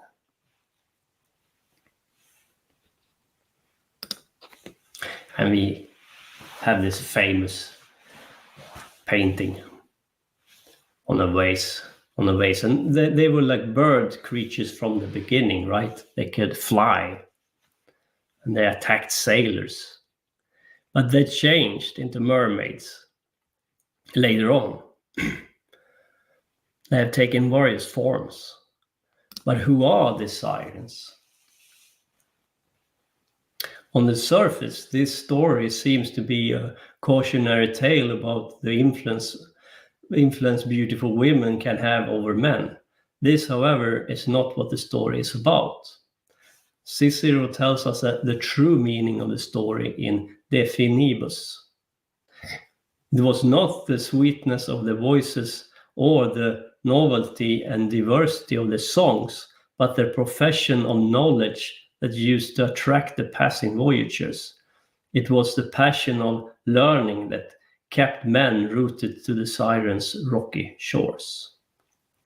In other words, the sirens had knowledge, and not any knowledge, but esoteric knowledge.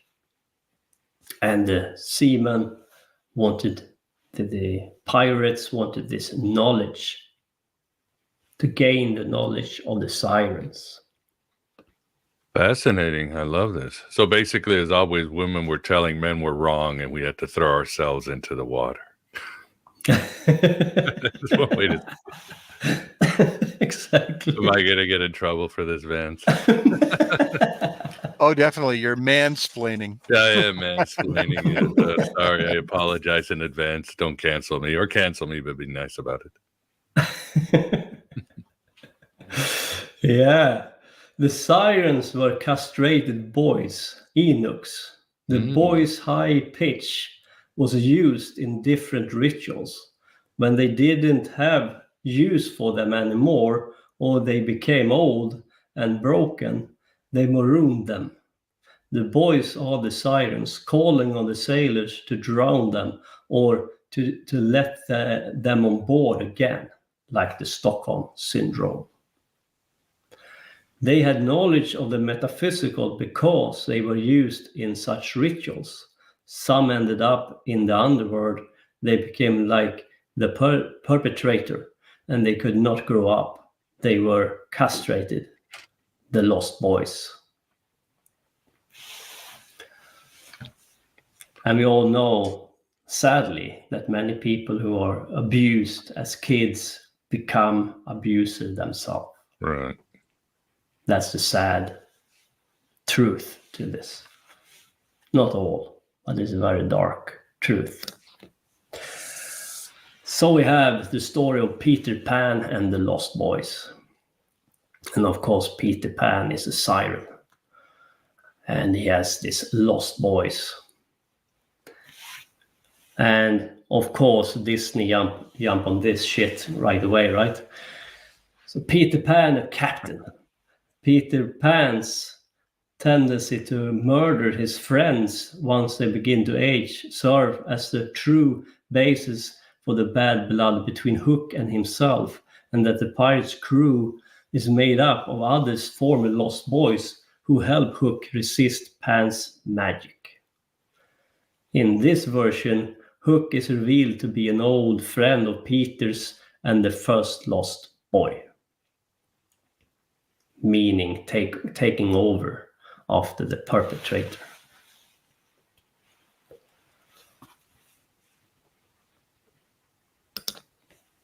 And of course, Peter Pan fights this Captain Hook in Disney's Peter Pan. And of course, it's based on a book. But if you understand the truth behind it, it's a very dark tale. And it should not come as a surprise that Disney caught up on this. And of course, Disney had this shit club, 33 club. Their private club, yeah. The private super crap club. And you see the number 33 here again. That's no coincidence, right? No. I mean, Walt Disney was a Freemason, so... Yeah, exactly. A little bit nicer tale. This is not a tale, because I've experienced this on my own, but I have to give some background to it. Captain Nemo. Homer Odyssey, when Odyssey encounters a monstrous cyclops, Polyhemus, in the course of his wandering, Polyhemus asks Odysseus his name, and Odysseus replies that his name, it is Autis, and Autis is no one, translated into Latin as Nemo. Like Captain Nemo, Odysseus wanders the seas in exile. So Nemo means no one, and it's an old concept. It's nothing new, but it is reused in this tale later on with Captain Nemo and the underworld traveling, if I remember correctly. The Cyclops is huge, and they have one eye, and it's in the third eye. And when the maroon kids or kids get lost and wander into caves and so on, and you have huge men hunting them, they appear as giants who want to use and abuse them for the body fluids to have an effect on the third eye, to awaken body fluids in their own body through the kids. They use their body fluids for their own transformation as drugs. And we know that DMT have an effect on the third eye or the pineal gland, and start to pump and awaken. And I think this Cyclops come from the fact that these boys are small and these men are big for them. They view them as giants, and the giants of old. And the method is to awaken, among other things, the pineal gland, and allow the pineal gland to produce DMT to end up in a metaphysical state, or sense the spiritual.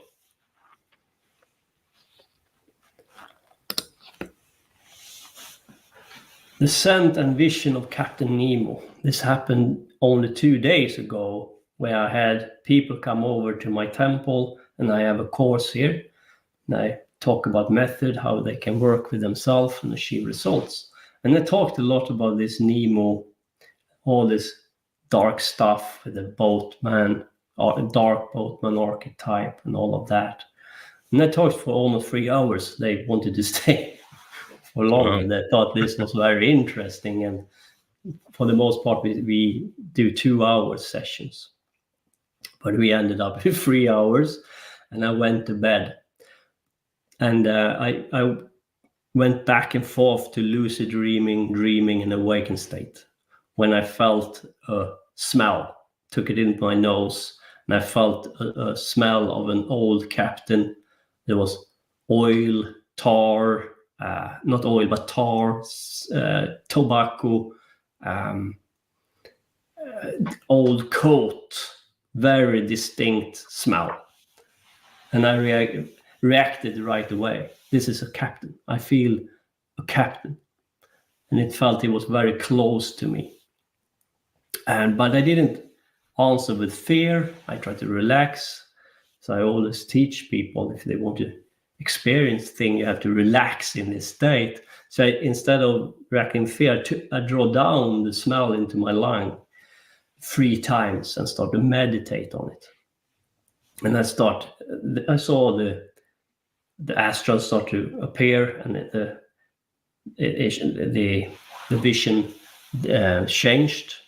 And I felt I was going down into the sea, closer and closer to, I thought it was a beehive, but it was a squid, the tentacles and his suckers.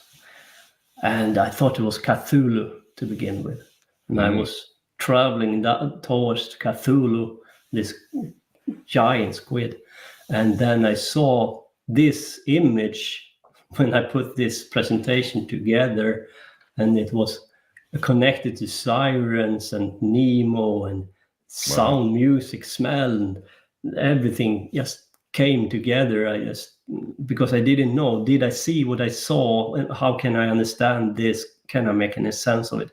I really tried to be there as long as I could, but I was awakened when I was quite close to this octopus. I thought it was Cthulhu. But this was what I saw, but no beautiful ladies. But it is a good, because I talked about the sirens, I talked about this Nemo, and here I had the vision of all of this come together in this very powerful experience of mine.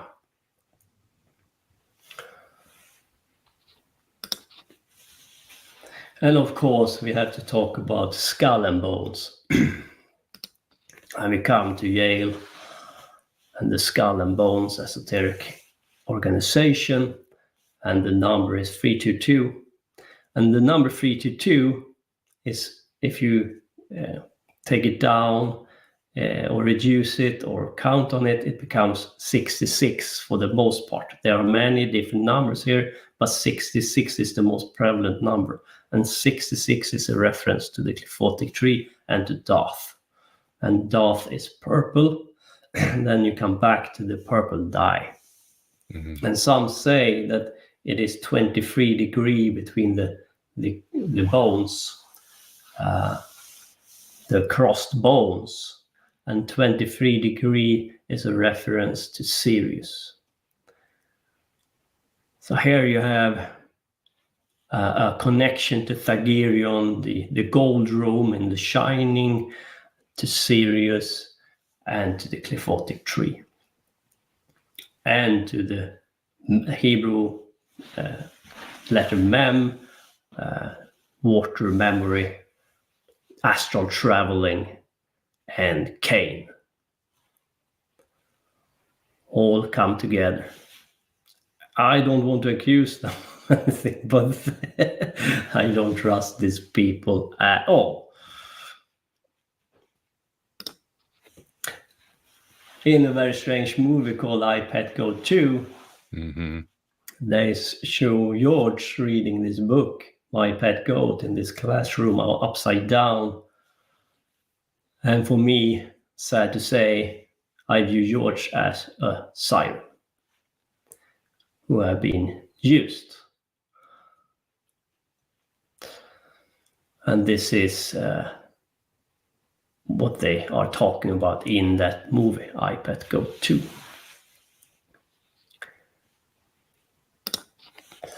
And of course, Stanley Kubrick is talking about all of this in his movie. And we find these people in the gold room or in the underworld where they are trapped. And this is the banking elite. This is the traffickers. This is the esoteric elite who ended up in the underworld, trapped, lost their soul, waiting for someone to save them. Maybe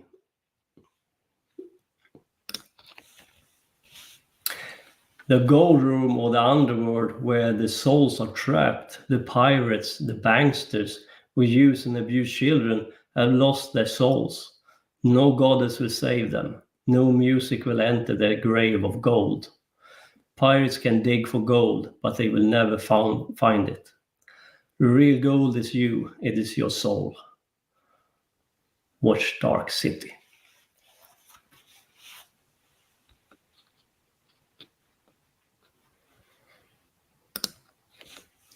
And also the movie The Lost Boys is of course a very interesting one, with vampires and shit sucking people dry from their body fluids, the blood. And if you see the movie again, you will see a lot of new things I've talked about here today. And I know it is very dark stuff I've talked about today, but also I have a very good positive things to say as well. And we come to the last part 12, Dead Reckoning. Who are these people? Why? How can they control us? Why do they always seem to come on top? Where does their power lay? Well, Dead Reckoning is a term they use for different things, of course, but in this instance, the way I use it is this in combination with this presentation. Dead Reckoning, to find a human to take over before your soul leaves, to cheat reincarnation.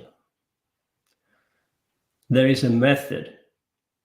If you have become very powerful in your methods, when your body breaks down and your soul releases, you can push away another soul in another body and take over that kid or baby.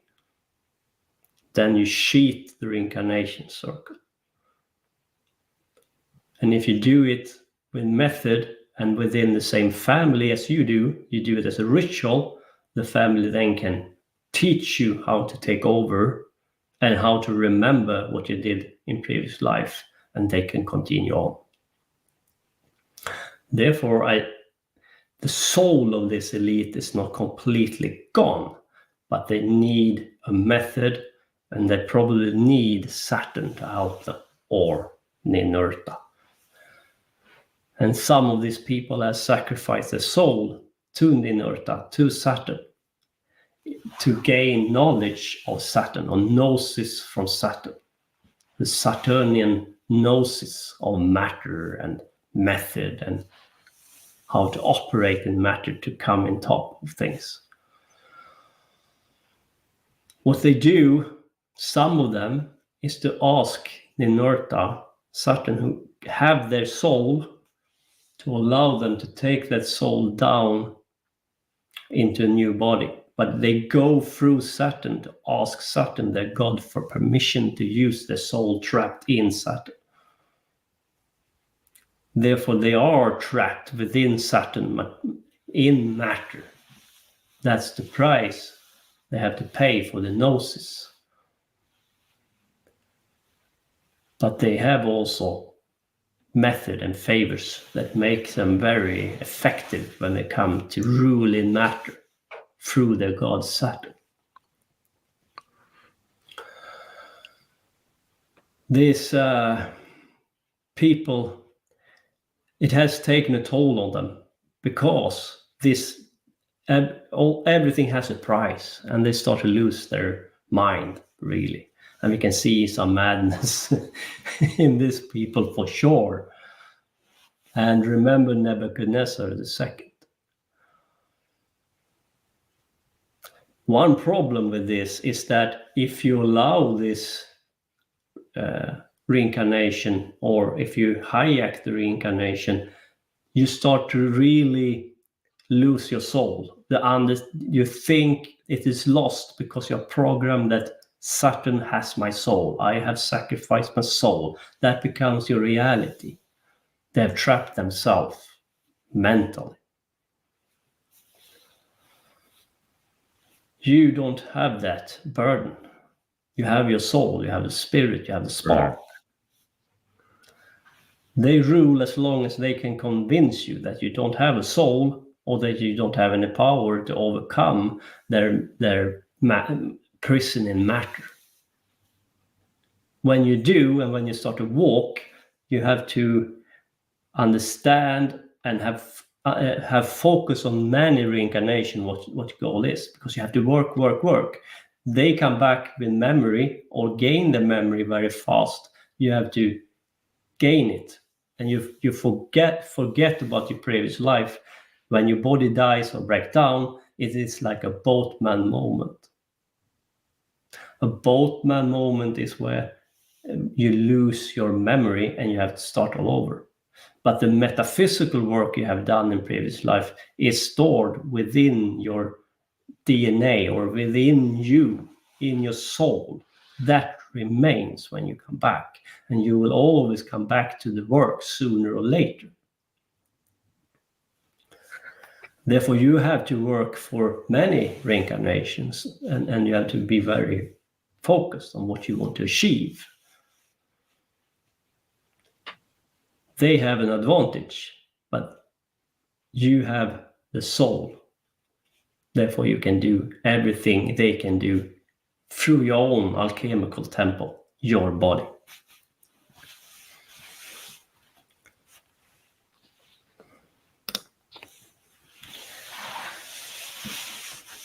Yeah, I hope I made some sense here today. I hope you liked it. I know it's dark.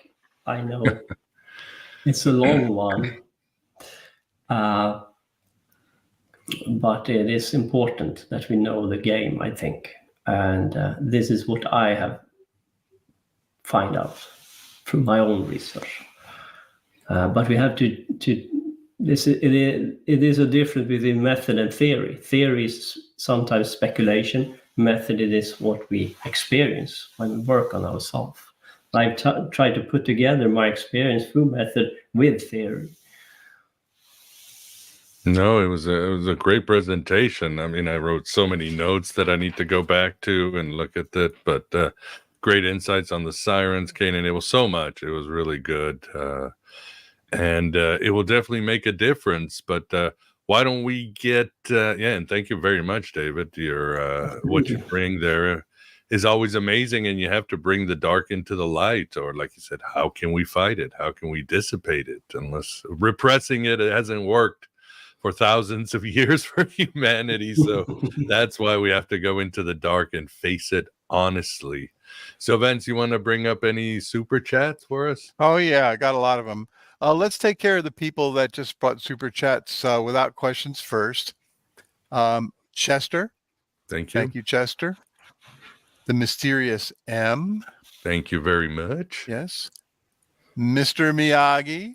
Yeah, 50 good name. Krugerrands. Good name. Thank you. Yeah. Oh, and actually, he did have a question. So we'll start with his question. I'll come back to it.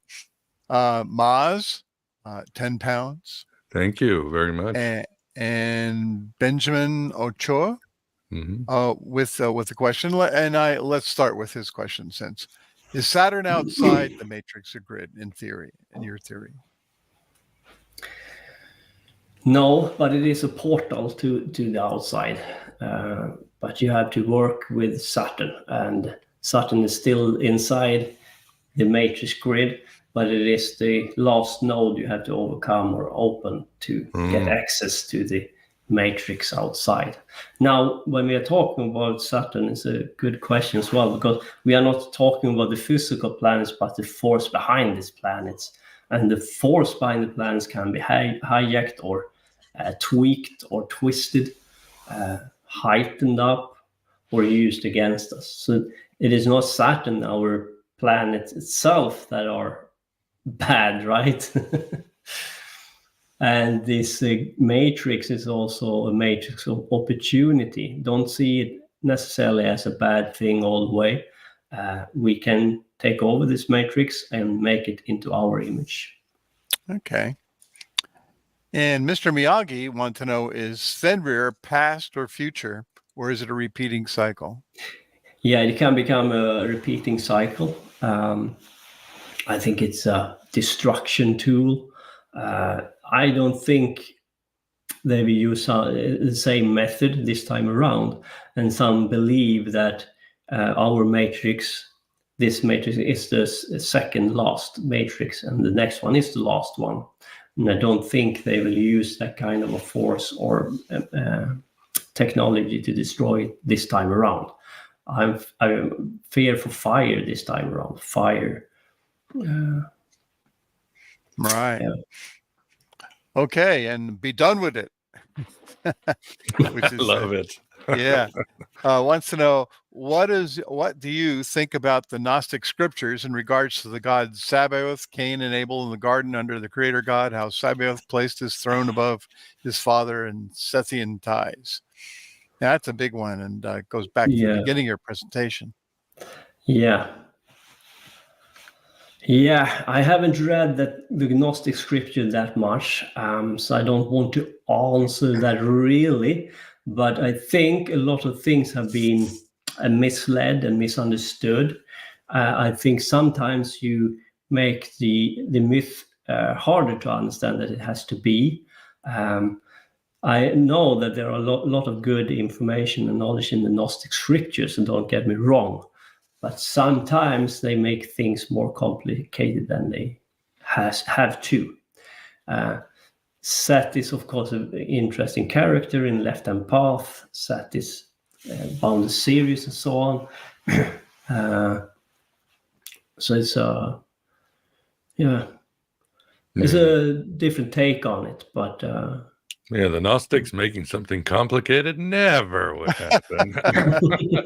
And there are many variations. I mean, for example, the snake is usually mostly Sophia or Jesus. It's a messenger, with one exception, the secret book of John. They say anything in the garden is bad. There is nothing good in the garden. They're just, and then Cain and Abel has variations, but usually they're the demonic children of the demiurge sexually assaulting Eve, and only Seth, the third son, is the one that's pure. He's the human. So but there are variations, but in a lot of ways they do parallel your work, David. But again, like you said, it's such a hodgepodge that the Gnostics do, and their psychedelic takes and Lovecraftian ideas, so yeah. So we have a last minute one from another super chat from Benjamin. Ochoa. If Saturn isn't out of the matrix, what's out there, David? Outside of the grid. What is it outside? Yeah, it's a good question, and this I can only speculate here. Sometimes I think that we have the power to manifest. I know we have the power to manifest the materiality.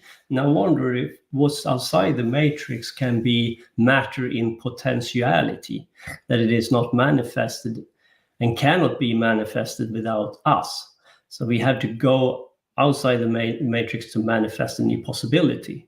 But yet again, I think our experience is bound up by the metaphysical, by the spiritual. Therefore, it is not, let's say, if you can take a rocket or a UFO in technology and you travel outside of the zodiac and the fixed stars, then we make that matter in potentiality into matter, and we start to render the outside or create the outside through our traveling. Therefore, I think the stars you see outside of the zodiac is only matter in potentiality. I don't think it is a solid object. I don't think it is a planet as such. Interesting. Glad you brought up UFOs, because I had one of my own, which is, and this might be a subject where you could integrate this into future presentations, because you've done a grand unified theory of mythology, right? you've seen all the connections. Yeah. So what is the connection possibly between all these representations of mythology of these, metaphysically connected creatures and the various aliens of modern mythology, the Greys and the tall whites and the Nordics and all that? What do you think about that? Yeah, it's a very good question and a very long answer, I'm afraid. Yeah. Another presentation on the way. Yeah, but I can say some stuff. Things is that Nordic can be our cousins, and they have existed long before us. Something that the Watcher have stated is that there were a humankind before us, our cousins, and they were much more powerful than we are. And they became too powerful too fast. And they gained technology without wisdom, but with intellect. Therefore, they were very close to destroy planets and suns and so on. Therefore, our evolution has to go slower than theirs. We need the wisdom go together with our intellect. Otherwise, we can self-destruct and be a problem for the solar system. And that's also a problem, because then other spirits can use and abuse us when we slowly evolve. But I think it has to be like that if we are going to go up in for a higher purpose. The Grey, I think, can be an android. I don't think it's a living being. I think it's an android. And maybe some speculate that maybe you can do some esoteric method to draw down spirits into the android machine, and then it animates them. I'm very skeptical to the alien paradigm as it is today. I think a lot of it is nonsense. I think a lot of it comes from MK Ultra program, putting false memories in people's mind, because they don't want us to know that the technology is theirs. They have it, and they should share it with us, and we should know about it so we can protect ourselves from it and tell them that you ain't worthy of this technology. If you reach again, right? Yeah, I think it is like I'm certain that all of these people don't get along. I'm certain there's different strands and ideas and so on. But when we come to technology and banking, they've gained so much money in combination with esoteric method. I've talked about some of it today, that they can really control us through the technology. And we can overcome it. I think most of the aliens we see is spirits, and they can take physical form when the time is right. Doesn't mean that they look like us exactly, but like an angel or a fairy or wherever. So I'm very skeptical to the alien paradigm, such as in physical form. I think we should have some photos of them. By now, everyone has mobile phones. However, I have a lot of photos of plasma balls, flicking balls, through my friends Samuel and Drew and a man named Jeff. There are a lot of things going on there. I agree with you with the plasma, yeah. It's very interesting, and that's positive. We can learn how to contact this plasma, these angels, whatever it is, and communicate with them. And I think some of them are dragons, and some are fallen angels and gods, different beings. But I'm very reluctant to call like aliens in physical form, because I think we play into this elite's hands if they create a false alien scenario, whatever. I don't know, but I speculate here. But I'm very reluctant to do it. And Yeah, reminds me of the Wizard of Oz, right? He seemed like an alien until he's exposed. Yeah. Great. Yeah, and I have to say thank you to Stephen, my friend from England, the gentleman, and he has shared a lot of his insights with me, and we have talked back and forth and come up with some great stuff. And it's a wonderful thing. This technology is not, when they put this infrastructure together, we have the opportunity to meet as well and talk and share experience. And people like us, it's not our neighbors for the most part. We need to communicate over countries and to really find each other and share with each other. And that's the reason why we start to see through the agenda. Well said indeed. Well, awesome. Yeah, great super chats. Appreciate the support. There were some great conversations and insights in the chat room. Also worth to look back at. And it's this has been great. So for sure we will have David on in October in the season of the Witch for the second part, which should be just as electric or plasmatic, I might say, instead of electric.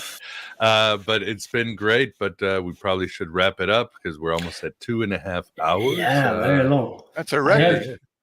I have 2 slides left. I can do it very fast. If it is okay. Yeah. Here, go ahead. I just want to say that the second part is the New Testament for a new human, and it's about a lot of it is about the New Testament and the myth of Jesus, the character, and what it's all about. Wow, can't wait for that one. And the last part, of course, part 3, Decoding a Space Odyssey 2001, and a new rebirth of humanity and how it's going to end. Can't wait. It's going to be a good one. Awesome. Well, again, for those of you who watch live, thank you for being here. And for those who are listening in audio, brace yourselves because just going to get better. But Vance, thanks for keeping us company on this journey. As always, my pleasure and my benefit. And David, thank you very much, as always. Thank you, gentlemen. It was a pleasure as always, and pleasure with the audience. And it's great to live in these exciting times. It is. Yeah, so much opportunity. As I say, write your own gospel, live your own myth. And of course, and now my new favorite saying from Julian of Norwich is, all shall be well, and all shall be well, and all manner of things shall be well. So she also had visions that were very dark and powerful, and she found the other side, that freedom, that light. So much out there. Well, for everybody, thank you very much. Yes, enjoy your Freya day and have a good weekend. And we've got more Gnosis coming next week. Thank you and take care.